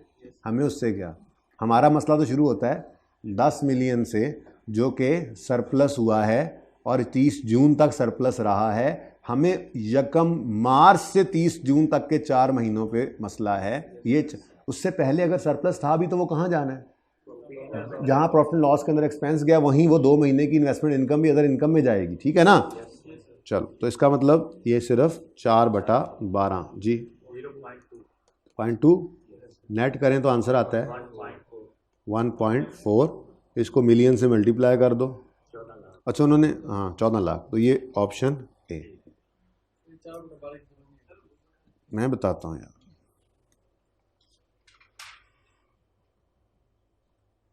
यकम जनवरी, साल तो बता दोगे ना कम से कम? 19 पे साल शुरू हो रहा है भाई।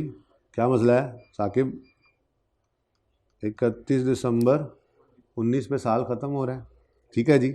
इधर लोन रिसीव हुआ, ठीक है, इधर वर्क स्टार्ट हुआ, और मैंने कहा साथ ही अज्यूम कर लिया फर्स्ट पेमेंट भी हुई। अब ये कितनी हुई होगी? 14 मिलियन की। क्यों, मैंने क्यों कहा 14 मिलियन? क्योंकि उसने खुद ही कहा है कि 10 मिलियन अनयूटिलाइज था। अब काम किस दिन तक चला है? अभी चल रहा है। इधर देखो, ये है यकम मार्च 19 से 31 दिसंबर 19 तक 10 मंथ्स, 10 महीनों का इंटरेस्ट हमने कैपिटलाइज करना है। तो फिर 2 महीने का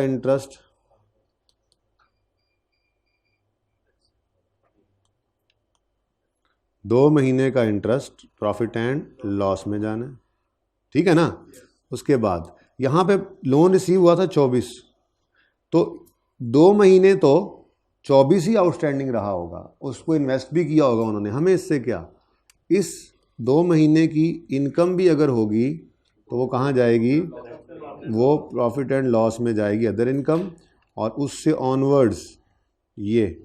लेकिन मसला ये है कि ये सिर्फ 6 माह तक सरप्लस रहा, फिर इस्तेमाल हो गया। तो 6 महीने, यकम जुलाई तक बोला था ना? सॉरी 4 बनते हैं, टोटल 6 हैं, टोटल 6। एक मिनट, सॉरी, ये टोटल 6 माह हैं, यकम जनवरी से 30 जून तक। ये यकम जुलाई 19 है ना, इस तक उसने कहा आउटस्टैंडिंग रहा। तो यहाँ पर कितने मंथ्स आ गए फिर? 4 मंथ्स। ठीक है, ये 4 समझ आ रहा है? पता नहीं 4 लिखा हुआ समझ भी आ रहा है कि नहीं। ठीक है, अब ये 2 महीने चाहे कोई एक्सपेंस है चाहे कोई इनकम है, प्रॉफिट एंड लॉस में जाना है। तो ये 4/12 तक। ठीक है,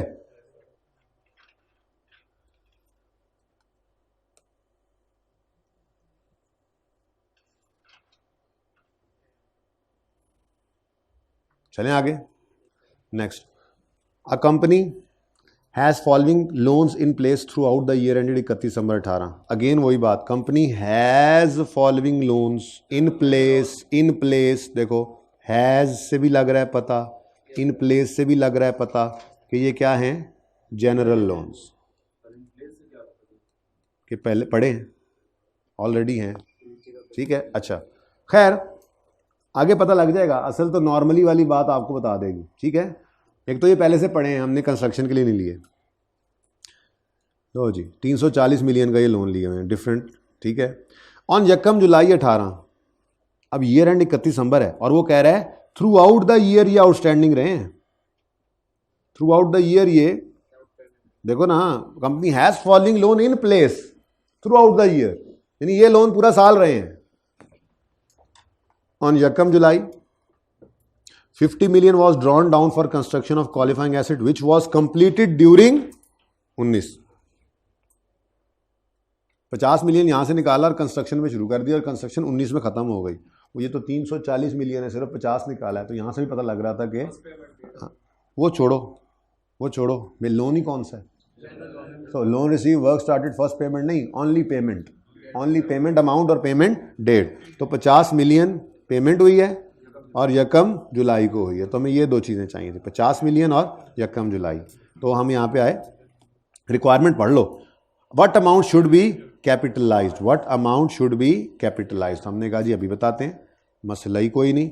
हमारे यहाँ पे हमने कहा जी जनरल लोन के में से जो पेमेंट होती है उसकी अमाउंट पकड़ते हैं हम, इंटरेस्ट रेट लेते हैं अगर एक से ज़्यादा लोन है तो एवरेज करके, और यकम जुलाई 18 से 31 दिसंबर 18 तक 6/12।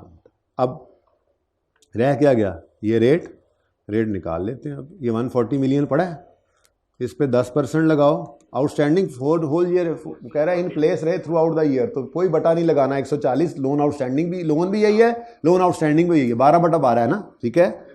14 और ये 8% हो गया, कितना आ गया 16, ठीक है जी।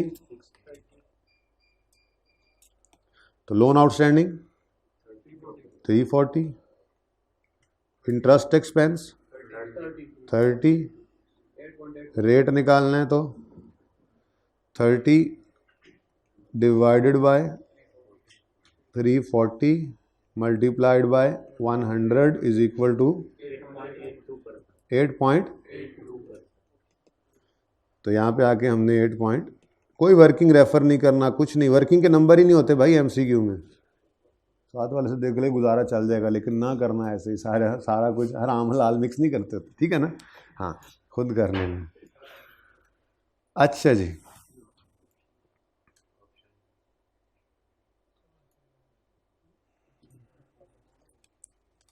ओके तो क्या आंसर आया जी 2.2 मिलियन, शुक्र है मिलियन में आ गया ऑप्शन वरना हमें तो वही मसला पड़ा हुआ है अभी तक। चलें आगे जनरल वाले शुरू हो जाए ना, अंग्रेजी वाले आगे बस आगे पढ़ने वाले हैं, सिर्फ ये कैलकुलेशन वाला रहेगा। An entity uses funds from its general borrowings to build a new production facility, detail of entities borrowing are shown below. 10 million 6%, 6 million 8% loan. Entity used 12 million of these funds to construct the facility which was under construction for the entire year। लेकिन उसने पहले ही बता दिया ये कौन सी borings हैं, general. तो interest expense बताओ, 10 मिलियन का 6% 0.6, 6 मिलियन का 8% 0.48। अब इन दोनों का टोटल करना है, ये है लोन 16 और ये इंटरेस्ट 1.08 इंटरेस्ट है। देखो आप डायरेक्ट होते जा रहे हैं आहिस्ता आहिस्ता, ऐसे ही है ना। अब वो टोटल भी नहीं कर रहा मैं, और 16 क्या है लोन, रेट निकाल रहे हैं हम जी 6.7, ठीक हो गया। अब 12 मिलियन ड्रॉ डाउन किया है 6.75% पर, और ड्रॉ किया है हमने An entity uses funds from its general borrowing to build new, detail of entities borrowing are shown below, ठीक है। The entity used 12 million of these funds to construct the facility which was under construction for the entire year। Under construction सारा साल रही है, लेकिन ये नहीं उसने बताया कि ये पेमेंट हमने की किस दिन है जनरल लोन से। तो फिर अज्यूम ये कर लेते हैं कि साल के शुरू में ही की होगी, पूरा साल ही कर लें। अब माजरत के साथ कभी कभी ऐसा करना पड़ता है जी। 0.810 ए ऑप्शन, चेक भी करते रहो साथ साथ, ऐ ना होए घर पहुंच के पता लगे हो।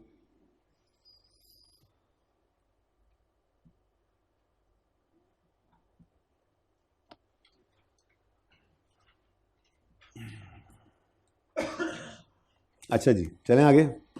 9 विच of the following is not considered a borrowing cost. भाई इंटरेस्ट एक्सपेंस इफेक्टिव रेट से, ये इफेक्टिव इंटरेस्ट मेथड क्या होता है ये FAR 2 में पता लगेगा माजरत के साथ, ठीक है ना। जब आप फाइनेंशियल इंस्ट्रूमेंट्स पढ़ेंगे उसमें आप एक चीज़ होती है कूपन रेट, मैं नाम तो इसका बताऊंगा आपको जाके EPS के टॉपिक में, जहाँ पे मैंने preference shares, TFCs, bonds, loan notes को पेंडिंग किया है, आपको कहा था कि वहाँ समझाऊंगा, तो समझाऊंगा ज़रूर, लेकिन इसकी अकाउंटिंग FAR 2 में पढ़नी है। ये फाइनेंशियल इंस्ट्रूमेंट्स हैं, इशू करते हैं तो ये लोन होता है, रिसीव करते हैं तो ये खरीदते हैं तो ये इन्वेस्टमेंट होता है, फाइनेंशियल एसेट या फाइनेंशियल लायबिलिटी, तो ये FAR 2 के अंदर पढ़ी जाती है, ठीक है ना। फिलहाल तो उसमें फिर ये होता है कि जो ये TFC या बॉन्ड इशू किया जाता है, एक इसके मुंह के ऊपर, फेस के ऊपर लिखी, फेस वैल्यू जैसे होती है ऐसे ही फेस के ऊपर लिखा हुआ एक रेट होता है, उसे कूपन रेट कहते हैं। और एक इफेक्टिव रेट होता है जो असल में कमा रहा होता है इशू करने वाला या पे कर रहा होता है इशू करने वाला पे कर रहा होता है या इन्वेस्ट करने वाला कमा रहा होता है। लेकिन ये बात बारीक है, छोड़ें इस बात को, आप सिर्फ ये देखें इंटरेस्ट एक्सपेंस, थोड़ी देर के लिए मैं इसको ब्लैक कर रहा हूँ, कैलकुलेटेड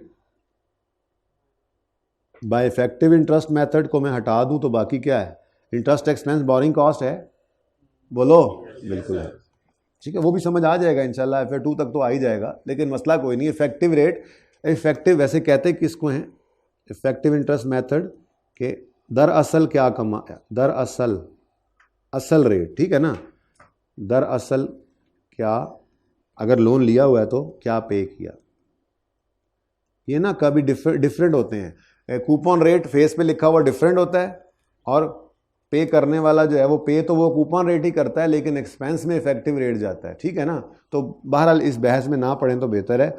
बस इंटरेस्ट एक्सपेंस बोरिंग कॉस्ट है, बोलो बिल्कुल है।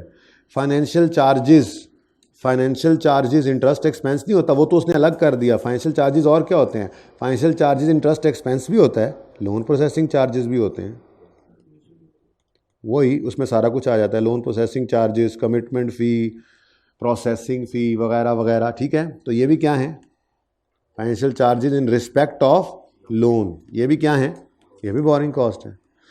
Exchange difference arising on foreign currency borrowings, ठीक है जी, बस आगे ना पढ़ें जी, बिल्कुल है, बिल्कुल है। आपने बोरोइंग फॉरेन करेंसी में ले रखी है, मजबूरी थी तो ले रखी, एक्सचेंज रेट अगर छिड़ जाए तो ये भी तो उस बोरिंग की कॉस्ट है ना।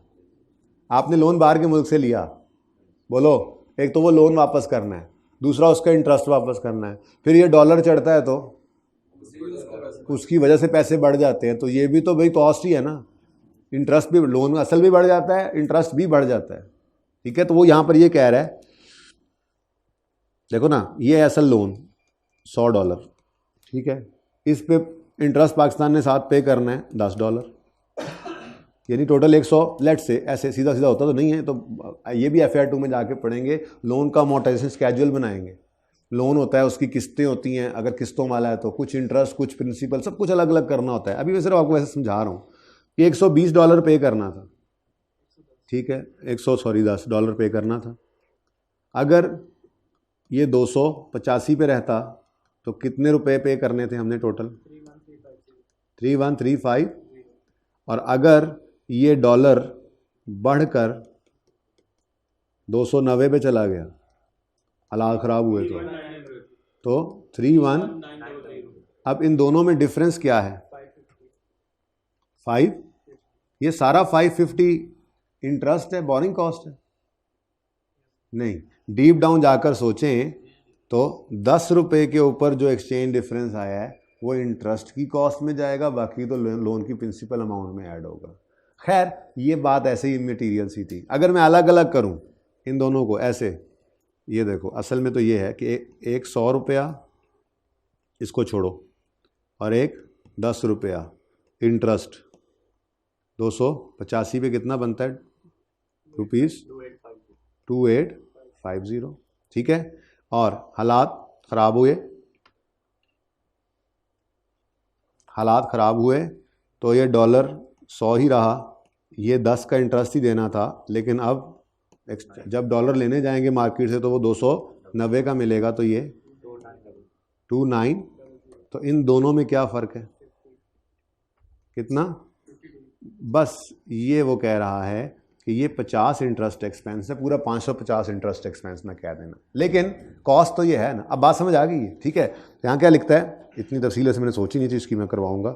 खैर, exchange difference arising from foreign currency borrowing to the extent that they are regarded as an adjustment to interest cost, 50 रुपए की बात हो रही है, ठीक है ना। बाकी जो है वो बिल्कुल माना, ये कितना बनता है अगर इसको कर लें तो ₹285 कितना बना, ये 28,500 था, और ये 290 में गया तो हो गया 29,000। इसका मतलब इन दोनों में जो फ़र्क है वो 500 का फ़र्क है। उस 500 के फ़र्क में ने भी हमारे लोन को तो बढ़ा दिया है, ठीक है, बहुत बड़ी डीप डाउन सी बात है। तो ये लॉस है हमारा, इसको एक्सचेंज लॉस कहते हैं। ये एक्सचेंज डिफरेंस के ऊपर लॉस है, IS-21 में FAR 2 में पढ़ना है। तो ये ज़रा इररेलेवेंट बातें थी, लेकिन बहरहाल मैंने जहाँ तक हो सकता था कॉमन सेंस यूज़ करते हुए, कभी कोई सी चीज़ आ जाए तो मैंने समझा दिया, ठीक है ना। वो ये कह रहा है कि ये 50 रुपये भी क्या है, बोरोइंग कॉस्ट। 50 रुपये क्या है, exchange difference arising from foreign currency borrowing to the extent they are regarded as an adjustment to interest cost. हाँ, फेक लीजिए, फेक। यार मैं ये कह रहा हूँ लोन और इसका इंटरेस्ट, मैं ये कह रहा हूँ कि बोरिंग कॉस्ट में 50 ऐड कर लो अगर रेट बढ़ गया तो 50 बोरिंग, वही तो वो कह रहा है कि बोरिंग कॉस्ट है। अच्छा वो अगला रूल फिर बाद में है, वो बोरिंग कॉस्ट है तो फिर कमेंसमेंट सिचुएशन भी देखनी है। ये नहीं कि वर्क कंप्लीट हो गया और आपने लोन वापस करना था और फिर ये मसला हो गया, तो फिर ये मसला हुआ है तो फिर ये सारे का सारा लॉस प्रॉफिट एंड लॉस में जाएगा। बात समझ रहे हो ना, ठीक है। अच्छा ओके जी, लास्ट क्या है जी, principal. Principal repayment borrowing cost होती है, इंटरेस्ट होता है, तो प्रिंसिपल है भाई, तो ये नहीं है। और प्रिंसिपल इंटरेस्ट तो नहीं है ना, प्रिंसिपल तो असल चीज है, असल अमाउंट। इसीलिए तो देखो मैंने इसको भी, चलो छोड़ो, बस समझ आ गई बात आपकी। चले आगे। When activities to prepare an asset for its sale or use are suspended, ठीक है, borrowing cost must be expensed, ठीक है। एक उसूल लिख लो। वैसे तो सस्पेंशन के बारे में अगर सवाल खामोश होता तो यार ये तो ज़्यादा चीज़ें हो जाती हैं ऐसे। सवाल खामोश हो, पहले मैंने क्या बोला था, अगर सवाल खामोश हो तो लोन स्पेसिफिक, चलो इतनी बातें तो नहीं है, ठीक है लिख लो, एक ही है। नहीं, मैंने ये बोला था अगर सवाल खामोश हो तो लोन को स्पेसिफिक एज्यूम करना, ठीक है ना। ऐसे ही यहाँ पर एक और चीज़ लिख लो, अगर सस्पेंशन के बारे में खामोश हो तो वो नॉन रूटीन होती है। नहीं लिखवाया, पिछली बार तुम्हें लिखवाया होगा। नहीं, सस्पेंशन के बारे में नहीं लिखवाया, मुझे नहीं याद पड़ रहा, हो सकता है मैंने लिखवाया हो। अगर सस्पेंशन के बारे में खामोश हो, अगर सवाल सस्पेंशन के बारे में खामोश हो तो उसे नॉन रूटीन अज्यूम करना है।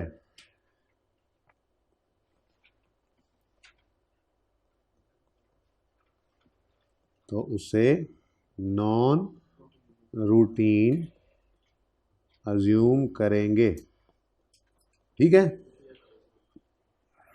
ये वैसे उसूल लिखवा दिया, ज़रूरत तो नहीं थी, काम तो चल जाना था वैसे। बहरहाल तो एक्टिविटीज़ अगर सस्पेंडेड हैं, सस्पेंशन है, तो फिर एक्सपेंस आउट करो। उस अरसे की इंटरेस्ट को एसिड कॉस्ट में ऐड नहीं करना, उस अरसे की इन्वेस्टमेंट इनकम को माइनस भी नहीं करना। 11 which of the following is not a condition to commence capitalizing borrowing cost। conditions to commence अभी पढ़ा के आया हूं, वो तो बंद हो गया। conditions to commence, चलना भाई खोल देना यार एक फाइल, और भाई नहीं है। conditions to commence ये 3, बस concession, payment, loan receive, work start, अपने वाले 3 कमेंसमेंट वाले रूल हैं, तो ये 3 हैं कंडीशंस फॉर कमेंसमेंट, ठीक है ना। वो कहता है, वो क्या कहता है, विच ऑफ द फॉलोइंग, इसको जरा छुपा देते हैं फिलहाल, which of the following is a condition to commence, हमने जो पढ़ा हुआ है, नॉट वाला अक्सर बुला देता है। एक्सपेंडिचर आर बीइंग इनकर्ड, ये कंडीशन टू कमेंस है। Borrowing cost are being incurred, वो लोन रिसीव्ड होगा तो बोरिंग कॉस्ट इनकर होना शुरू हो जाएगी। रीपेमेंट ऑफ बोरिंग हैज, नहीं, ये कहीं नहीं जिक्र हुआ था कि लोन वापस होने लग गया। कमेंसमेंट के लिए लोन रिसीव्ड होना था, वर्क स्टार्टेड था, फर्स्ट पेमेंट था, लोन की रीपेमेंट तो नहीं था। Activities to produce asset for intended use sale have commenced, work started. इसका मतलब ये 3 हैं, ए बी और डी, सी नहीं है। तो वो पूछ भी क्या रहा था, कौन सी कंडीशन नहीं है, तो सी इज द करेक्ट ऑप्शन, ठीक है जी। चलें आगे। Ghazi Limited is constructing an office building and is capitalizing borrowing costs in accordance with IS-23. The office is almost complete. Office is almost complete. The only remaining work is to install furniture. Is GL allowed to continue capitalizing the borrowing cost? No. क्योंकि substantially काम जो है वो complete हो चुका है, छोटा मोटा काम तो बस फर्नीचर बिल्डिंग थोड़ा ही है। ये बात भी है थोड़ी सी, अगर गौर से देखें ना तो बिल्डिंग तो अब फर्निश्ड बिल्डिंग जी हमने लेनी है तो भाई उसमें बिल्डिंग अलग है और फर्नीचर अलग है, वैसे ही ठीक है ना, तो बिल्डिंग हो गई है complete. Which of the following is not a qualifying asset? Mass produce inventory, बिल्कुल बिल्कुल, ये तो मैंने कहा था 1 घंटे में कई यूनिट्स बन जाते हैं, जबकि जो क्वालिफाइंग एसेट है उसके बारे में हमने कहा था कि वो अच्छा खासा अरसा लेता है। मैन्युफैक्चरिंग प्लांट नहीं, ये तो क्वालिफाइंग एसेट है। मेड टू ऑर्डर इन्वेंट्री, इस पे ज़्यादा अरसा लग सकता है। जैसे मैंने कहा जी मुझे एक जो है वो मैंने एक जहाज़ बनाने वाली कंपनी को कहा कि मुझे एक आप हवाई जहाज़ ऐसा बना दें जिसकी शक्ल हेलीकॉप्टर जैसी हो और वो हवाई जहाज़ हो। Made to order inventory, time लगता है, ठीक है, हो सकती है, ठीक है, ये क्वालिफाइंग एसेट हो सकती है। और इन्वेस्टमेंट प्रॉपर्टी हमने पढ़ा नहीं है, उसने क्या कहा है, which of the following is not a qualifying asset, नहीं है इनमें से। भाई इन्वेस्टमेंट प्रॉपर्टी हो सकती है। इन्वेस्टमेंट प्रॉपर्टी कहते हैं आपने अगर कोई लेट से प्लाजा बनाया है किराए पे देने के लिए या कीमत बढ़ने के लिए प्लॉट लेकर रखा है, तो ये इन्वेस्टमेंट आगे हमने पढ़ना है, ठीक है ना। तो again investment property like IS 16 वाला PPE है, अगर बना रहे हैं तो क्वालिफाइंग एसेट होगा क्योंकि बनने में अच्छा खासा अरसा लेता है। तो खैर इसको भी आप छोड़ें, अगर आपको ये नहीं समझ आए तो इंशाल्लाह next topic probably government grant होगा या फिर ये होगा, इन दोनों में से कोई एक ही होना, ये दोनों ही करने हैं। अगले जैसे ही बोरिंग कॉस्ट खत्म होगा उसके साथ ही अगले 7 से 8 दिन में ये दोनों टॉपिक्स हो जाएंगे, IS 20 भी और 40 भी, छोटे छोटे टॉपिक्स हैं, ठीक है, तो तब समझ आ जाएगी। फिलहाल A is the correct option. मैं ये कह रहा हूँ आपको शायद ये समझ ना आए तो इसके लिए वेट कर लें, बाकी समझ आ रहे हैं आपको। चलें आगे। Capitalization of borrowing cost should be suspended. कब सस्पेंड कर देंगे? कैपिटलाइजिंग जब नॉन रूटीन हो, ऐसा ही है ना, जब सस्पेंशन क्या हो, नॉन रूटीन। अब इनमें से देखते हैं, कहते हैं when substantially all the activities necessary to prepare a qualifying asset for intended use और सेल आर कंप्लीट। सही है ना, हाँ करेक्ट है, हाँ लेकिन क्यों भाईजान ये सिजेशन की बात हो रही है, ये तो बिल्कुल ही रोक देते हैं इस दिन। वो सस्पेंशन, 3 चीजें वहां पे लिखी हुई थी, कमेंसमेंट, सस्पेंशन, सिजेशन। मैंने कहा कमेंसमेंट शुरू करें, सिजेशन रोक दें, सस्पेंडेड आर्जी तौर पे मुअत्तल करें, ठीक है ना। तो ये सिजेशन की बात होगी, ठीक है। ये यहाँ पे तो आके बोरिंग कॉस्ट बिल्कुल ही रोक देते हैं, वो कह रहा है सस्पेंड कब करनी है, ये तो नहीं है। खैर जो पाए मैनू ही पढ़ लेने दो, मैं पढ़ना है करूँ। During a temporary delay capitalization suspend करनी है। During a temporary delay which is a necessary part of process of getting asset, ये तो रूटीन, इसको तो कहते हैं रूटीन सस्पेंशन, तो ये तो नहीं, इसको तो इग्नोर करें। ड्यूरिंग, हाँ ये असल में वहाँ पे लफ्ज़ बताने लगा था, फिर मैंने कहा था बाद में कहेंगे, ये इस तरह से MCQs में यूज़ कर जाता है लफ्ज़। ड्यूरिंग एक्सटेंडेड पीरियड्स मतलब नॉन रूटीन, इजाफी है। इजाफी वक्त कब लगा? नॉर्मल रूटीन में तो हर बिल्डिंग ही 15 दिन लंटर के बाद बंद रहती थी, हमारी 1 महीने से क्यों बंद पड़ी है? मजदूर गए हुए हैं स्ट्राइक पे। तो एक्सटेंडेड, इजाफी, ठीक है, ये क्या है? Non routine. ये क्या होता है जी? एक्सटेंडेड पीरियड के लिए development of qualifying asset interrupted है, एक्सटेंडेड पीरियड के लिए, नॉर्मल पीरियड के लिए नहीं इंटरप्टेड। नॉर्मल पीरियड के लिए इंटरप्शन क्या है? पक्का हो रहा है। एक्सटेंडेड पीरियड के लिए क्या है जी? ये एक्सटेंडेड पीरियड के लिए इंटरप्टेड, तो ये क्या है? Non routine. चाहे 5 दिन भी हो भाई, अगर वो नॉन रूटीन वाले हैं तो 5 दिन की बोरिंग कॉस्ट हम नहीं लेंगे, उसूल ही होता है भैया। फिर देख लेंगे आप पूरे महीने को 365 कह देंगे, डिवाइड बाय 365 मल्टीप्लाई बाय 360। आप 5 दिन निकालना चाहें तो आप 5 डिवाइड बाय 30 करके भी कर सकते हैं, कितना बनता है 1 महीने में 5 दिन का हिस्सा। तो 100 तरीके हैं, जब आएगा तब देखेंगे। वैसे 5 दिन नहीं करता, अगर वो नॉर्मली गया भी है ना कभी, तो वो 12.5 तक चला जाता है। 15 दिन इधर कर दिए, तो वो हमने एक सवाल में किया भी था गालिबन, 15 दिन। सही है? 14 सही है। 15, which of the following statement is correct in context of capitalization of borrowing cost? कहता है जी कौन सी statement is correct? If funds have been arranged from various general borrowings, the amount to be capitalized is based on weighted average cost of borrowing. बिल्कुल ठीक कह रहे हैं। Capitalization always commences as soon as expenditure for asset is incurred. Commence हो तो सकती है इस दिन हो, लेकिन हमेशा ऐसा होगा कि जिस दिन फर्स्ट पेमेंट हो जाएगी उस दिन स्टार्ट होगा, तो ये जरूरी नहीं है। फर्स्ट पेमेंट पहले हो गई है, वर्क स्टार्ट बाद में हुआ है, तो कमेंसमेंट बाद में। वर्क स्टार्ट पहले हो गया, फर्स्ट पेमेंट भी पहले हो गई है, लोन बाद में आया है, इसलिए ऑलवेज नहीं हो सकता। Capitalization always continues until the asset is brought into use, ये भी सही नहीं है, क्योंकि सस्पेंशन भी तो हो जाती है। ब्रॉट इनटू यूज क्या, बल्कि हमने देखा था सब्सटेंशियली जब कंप्लीट हो जाए तो रोक दो, चलो उसमें आप कहो जी वो ब्रॉट इनटू यूज हो रहा है जब सब्सटेंशियली कंप्लीट हो रहा है तभी, लेकिन बीच में सस्पेंशन भी तो आ जाती थी। तो हमेशा ऐसा थोड़ा ही होता है कि वो कंटिन्यू होती रहेगी। और capitalization always commences as soon as borrowing cost are, ये जो काम है ना, ये ज़बरदस्तियाँ नहीं चलेंगी, ज़बरदस्तियाँ नहीं चलेंगी। हाँ, हो सकता है इस दिन शुरू हो जाए, हो सकता है एंड तक कंटिन्यू करे, ना आए सस्पेंशन, तो हो सकता है कि जिस दिन लोन आए उस दिन से कमेंस हो जाए, लेकिन ये हो सकता है, हमेशा ऐसा नहीं होगा, पॉसिबिलिटीज है। ठीक है, आगे चलें। विच of the following can not B ये मिलता जुलता है, लेकिन इसमें एक ऑप्शन डिफरेंट था इसलिए मैंने डाल दिया किताब में। इन्वेंट्री क्या क्वालिफाइंग, थोड़ा तरीका भी पूछने का डिफरेंट था ना इसका। ठीक है, ये वो कह रहे हैं कैपिटलाइजेशन हमेशा कमेंस हो जाएगी जब लोन आ जाए। बोरिंग कॉस्ट में पहले समझा के आया हूं, बोरिंग कॉस्ट इनकर किस दिन होना शुरू होती है, जिस दिन लोन आ जाए। इस्तेमाल कर रहे हैं नहीं कर रहे वो अलग बात, ठीक है। लोन जिस दिन आ गया उस दिन से इंटरेस्ट उन्हें लेना है ना, तो बोरिंग कॉस्ट उस दिन से इनकर होना शुरू हो रही होती है। ये जब लफ्ज लिखता है ना borrowing cost is being incurred, इसका मतलब लोन आ गया, तो लोन आने की डेट को ये भी कह सकता है बोरिंग कॉस्ट इनकर होना। ठीक है, अच्छा भाई ये जरा अच्छे तरीके से सवाल पूछा था ये वाला उसने, पास पेपर में गालिबन ही है। विच ऑफ द फॉलोइंग, में जरा लिखना भूल गया, विच ऑफ द फॉलोइंग इज, ये भी गालिबन पास पेपर का है लेकिन मैं चेक कर लूंगा, लेकिन ये तो है। विच, और इससे अगला भी शायद है। Which of the following is not a qualifying asset under IAS 23? Inventories can not be a qualifying asset. Inventory can be a qualifying asset, mass produced है तो नहीं है qualifying asset, made to order है तो हो तो सकता है।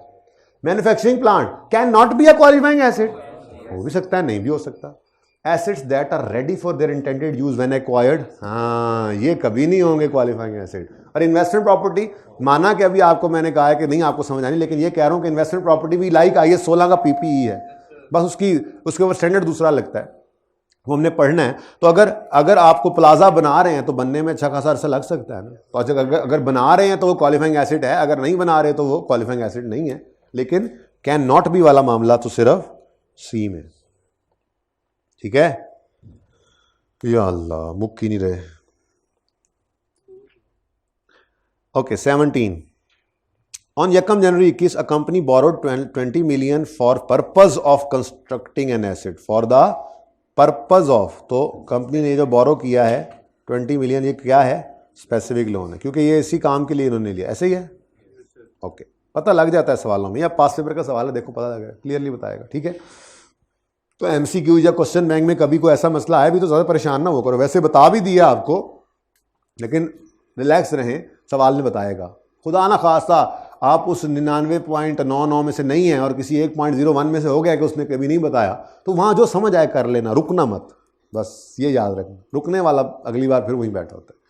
अच्छा, यकम January 21 a company borrowed 20 million at 9% for the purpose of constructing an asset, the company started construction on यकम, लोन रिसीव हुआ यकम जनवरी, वर्क स्टार्टेड यकम फरवरी, and paid 8 million on 1st March, तो कमेंसमेंट सिजेशन लेटर वाला है ना, स्पेसिफिक लोन हो तो लेटर वाला होता है ना, तो ये यकम मार्च आ गया 21।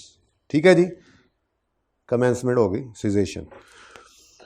The asset was ready to use on यकम सितंबर, और 31 अगस्त लिख लेते हैं, गलती ना लग जाए कहीं हमें, 31 अगस्त 21, तो कितने अरसा, ठीक है जी। तो ये मैंने इसलिए रिकॉर्ड कर लिया, चाहे बाद में भी करें लेक्चर के टॉपिक के एंड पे, लेकिन बाद में ना ही कीजिएगा, बेहतर यही के साथ कर लें, क्योंकि ये रनिंग टॉपिक में जो चीज़ें चल रही थी उनसे अनरिलेटेड भी था, लेकिन उनको उनको मजबूत भी कर रहा था इम्पोर्टेंट ये लेक्चर। और ये वो लेक्चर है जो मैंने आपको ये मसला शुरू होने से पहले कहा नहीं था कि कल से हम एक्स्ट्रा क्लास किया करेंगे हफ्ते में 1 या 2। तो ये सारा वही काम कर रहे हैं, इसमें से कोई ऐसी चीज़ नहीं इसमें टाइम पास कर रहा हूँ। टाइम पास करना तो ना बुलाता, मतलब ना रिकॉर्ड करता, बुलाया तो आपको नहीं है जो 2-4 आ गए, लेकिन रिकॉर्डिंग ही ना करते हम भी घर बैठते। ये ज़रूरी चीज़ें आपने खुद देखे आज के लेक्चर में नाम के MCQs थे बस, वरना टॉपिक सारा ही रिवाइज हुआ है हमारा, कुछ नहीं बचा सिवाय प्रोग्रेस बिलिंग के। वो आई कैप किताब में वैसे ही नहीं है, वो एडिशनल काम करवाना है, वो जब बच्चे आएंगे तो करवा दूंगा। बाकी तो आप देख लो आखिरी MCQ पे पहुंच गए। और अगर MCQ आपने कर लिए तो MCQ इसी टॉपिक में से ही बनते हैं, मतलब सारा टॉपिक तैयार होता है तभी MCQ भी बच्चे का हो सकता है ना। ठीक है, चलें। Asset ready to use, surplus fund invest करते हैं 6% पर एनम पे। तो सबसे पहले तो मैं इंटरेस्ट एक्सपेंस निकाल लेता हूँ। इंटरेस्ट एक्सपेंस जी 20 मिलियन का लोन है, 9% इस पे रेट है, 6/12 0.9 आ गया। उसके बाद इन्वेस्टमेंट इनकम का कॉन्सेप्ट भी है। अब वो कह रहा है 20 मिलियन का लोन लिया 1 जनवरी को, हमें उससे मसला नहीं है, हम पकड़ेंगे ये, ठीक है। कंपनी ने स्टार्ट की, पहली पेमेंट कितनी हुई है? 1 फरवरी पर 8 मिलियन पे हुआ। अब 1 फरवरी को 20 में से 8 पे हो गया, ठीक है। ठहर जा, मुझे पता है। अच्छा सॉरी 1 फरवरी को कंस्ट्रक्शन स्टार्ट, एंड पेड, ये आगे लाइन लगा दो, ये लो, वरना मैंने वो कह देना था कि इस महीने को एक्सपेंस में नहीं, इनकम में ले जाओ। बहरहाल चलो अच्छा होगा जी। अब 20 मिलियन में से 1 मार्च को 8 पे हो गया, बोलो तो सरप्लस कितना है? 12। ये 1 मार्च को अवेलेबल है फॉर इन्वेस्टमेंट, और फिर 12 पे हुआ 1 जुलाई को, तो इसका मतलब मार्च, अप्रैल, मई, जून, 4 महीने तक 12 मिलियन अवेलेबल फॉर इन्वेस्टमेंट है।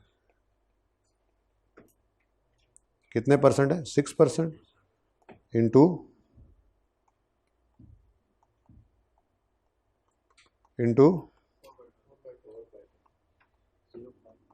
जी 0.24 नेट करो, यानी 66,000, sorry 6,60,000। A is the correct option जी। Which of the following statements are correct? दोनों भी हो सकती हैं करेक्ट, एक भी हो सकती है। Investment income on temporary investment unused funds of general borrowing is taken to profit and loss. जी बिल्कुल बिल्कुल, हमने तो ये कहा था ना, अपने टॉपिक के हिसाब से ये कहा था। ओ भाई साहब आगे क्या देख रहे हो, सोल्यूशन है आगे। हमने अपने टॉपिक के हिसाब से ये कहा था कि इन्वेस्टमेंट इनकम का कॉन्सेप्ट जनरल लोन पे अप्लाई नहीं होता, ताकि आप ये इन्वेस्टमेंट इनकम माइनस जो करते हैं बोरिंग कॉस्ट टू कैपिटलाइज में, ये सिर्फ स्पेसिफिक वाली करें, जनरल वाली ना करें। लेकिन इसका ये मतलब तो नहीं है कि अगर कोई पैसे पड़े हैं जनरल लोन वाले तो हम उन्हें इन्वेस्ट कर ही नहीं सकते। अगर फारिग पड़े हैं, लोन लेकर रखा हुआ है, कोई इस्तेमाल नहीं हो रहा, तो क्या जनरल लोन वाला पैसा इन्वेस्ट नहीं हो सकता? हो सकता है, उस पर भी इनकम आ सकती है। लेकिन मसला क्या है, वो हमारे IAS 23 वाली बोरिंग कॉस्ट भी कैपिटलाइज वाली वर्किंग में नहीं आएगी, ठीक है। उसको कहाँ ले जाएंगे? अदर इनकम, ठीक है ना। तो यूं कह सकते हो कि वो ये कहना चाह रहा है कि investment income on unused general loans को बोरिंग कॉस्ट भी कैपिटलाइज वाली वर्किंग में लाएंगे? Answer is no. कहाँ ले जाएंगे? मैं ठहर जाओ यार 1 मिनट, बस आखिरी तो है। Borrowing cost to be capitalize वाली जो वर्किंग हम करते हैं, इसमें आता है जी loan processing charges, interest, expense on specific loans, less investment income on specific loans, surplus funds, ठीक है। और तीसरी चीज़ interest expense on general loans. अब बस कहानी ख़त्म, इससे नीचे कुछ भी नहीं। अब इक्विटी वाले सवाल 2 पेंडिंग है, होमवर्क में दिए थे, करते रहो जब तक नहीं मैं आता नॉर्मल क्लास पे, करते रहो रोज़ वो सवाल, ठीक है ना। पास पेपर 1 दिया था, 3 दिया था, ठीक है। वो होमवर्क अब क्या करें, अब वो क्लास नॉर्मल रिज्यूम होगी तो उसके अंदर इक्विटी भी है, फिर बताऊंगा कि equity is not a boring, therefore dividend is not a borrowing cost, बताऊंगा ये सारी बातें। अभी क्या कर सकते हैं, अभी तो वेट में हूँ, क्लासेस रिज्यूम हूँ, ठीक है। तो बहरहाल यहाँ पे क्या कहा जा रहा है, वो मैं यूँ कहना चाह रहा है जनरल लोन का पैसा भी तो पड़ा ही होता है। अगर वो फारिग है और इन्वेस्टमेंट उसने उसको इन्वेस्ट कर दिया, उस पर इन्वेस्टमेंट इनकम आ गई है, तो क्या लेने से इनकार कर देगी कंपनी? नहीं, ले तो लेंगे, लेकिन क्या वो बोरिंग कॉस्ट भी कैपिटलाइज वाली वर्किंग में आ सकता है? नहीं। कहाँ जाएगा? प्रॉफिट एंड लॉस में। तो ये लिख रहा है वो कहता है investment income on temporary investment of unused funds of general loan is taken to profit and loss. इधर नहीं आता। और अगर यहां यूं लिखा होता investment income on temporary investment of unused funds of specific borrowings is netted with borrowing cost to be capitalize, बदल जाता है यहाँ पे जुमला, ठीक है ना? अच्छा चलें, तो ये तो सही है। Second, capitalization of borrowing cost always commences as soon as construction of qualifying asset. नहीं यार, कंस्ट्रक्शन शुरू हो गई है लेकिन पेमेंट नहीं हुई या लोन नहीं आया तो भी कमेंसमेंट नहीं है, ठीक है? तो ये तो सही नहीं है। ओनली वन इज करेक्ट, यानी कि ए ऑप्शन है, ठीक है ना? ऑप्शन ए ही है ना? चलो ठीक है जी। तो बोरिंग कॉस्ट के एमसीक्यूज हुए ख़त्म। यहाँ पे पॉज लगाएं, बल्कि यहाँ पर इस लेक्चर के पार्ट 1 को ख़त्म कर दें। हो सकता है पार्ट 2 करूँ, रिकॉर्ड हो सकता है ना भी करूँ, ठीक है? बल्कि इसको यूँ करें, फ़िलहाल इसको क्लोज कर दें, अभी पॉज कर दें, एंड पे डिसाइड करके फिर बता देता हूँ क्या। ठीक है जी, हमने पॉज में मशवरा किया और मशवरे में ये बात तय पाई है कि बस आज के लिए इतना ही काफ़ी है। तो IAS 36 और 16 के MCQs इंशाल्लाह अब हम कल करेंगे। अल्लाह करे कल नॉर्मल क्लासेस रिज्यूम हो जाएं। वैसे तो 2 दिन का नोटिस आपको दिया गया है कि 2 दिन क्लासेस ऑफ हैं, तो इस हिसाब से एक आज हो गया, एक कल का दिन भी अभी है। तो अगर कल का दिन ऐसे ही हुआ तो मैं इंशाल्लाह 36 और 16 के MCQs करवा दूँगा। ये पॉसिबल है कि 2 पार्ट्स में करवाऊँ, लेकिन आप गौर कर रहे होंगे इसमें तो फिर शायद थोड़ा बहुत मैंने एक्स्ट्रा पढ़ा दिया। वैसे मेरी कोशिश यही है कि जो डिस्कशन क्लास में नॉर्मल चल रही थी ये ऐसे ही अलग से पढ़ाना था। जो नॉर्मल डिस्कशन चल रही थी पास्ट पेपर 1 और 3 मैंने होमवर्क में दिया हुआ, वो नहीं मैंने अभी डिस्कस किया। जो चीज़ जहाँ पे रुकी है वहीं पे रुकी हुई है। जब आप लोग आ जाएंगे, अल्लाह खैर से ले आए, हालात अच्छे हो जाएं, अल्लाह करे, ठीक है? तो हम जो है वो वहाँ से क्लासेस को रिज्यूम कर लेंगे। तो आज के लिए बस IAS 36 के ही MCQs हैं। IAS 16 और IAS 23 के MCQs हैं। IAS 36 और IAS 16 के MCQs इंशाल्लाह जो है वो हम कल करेंगे। अल्लाह हाफिज़।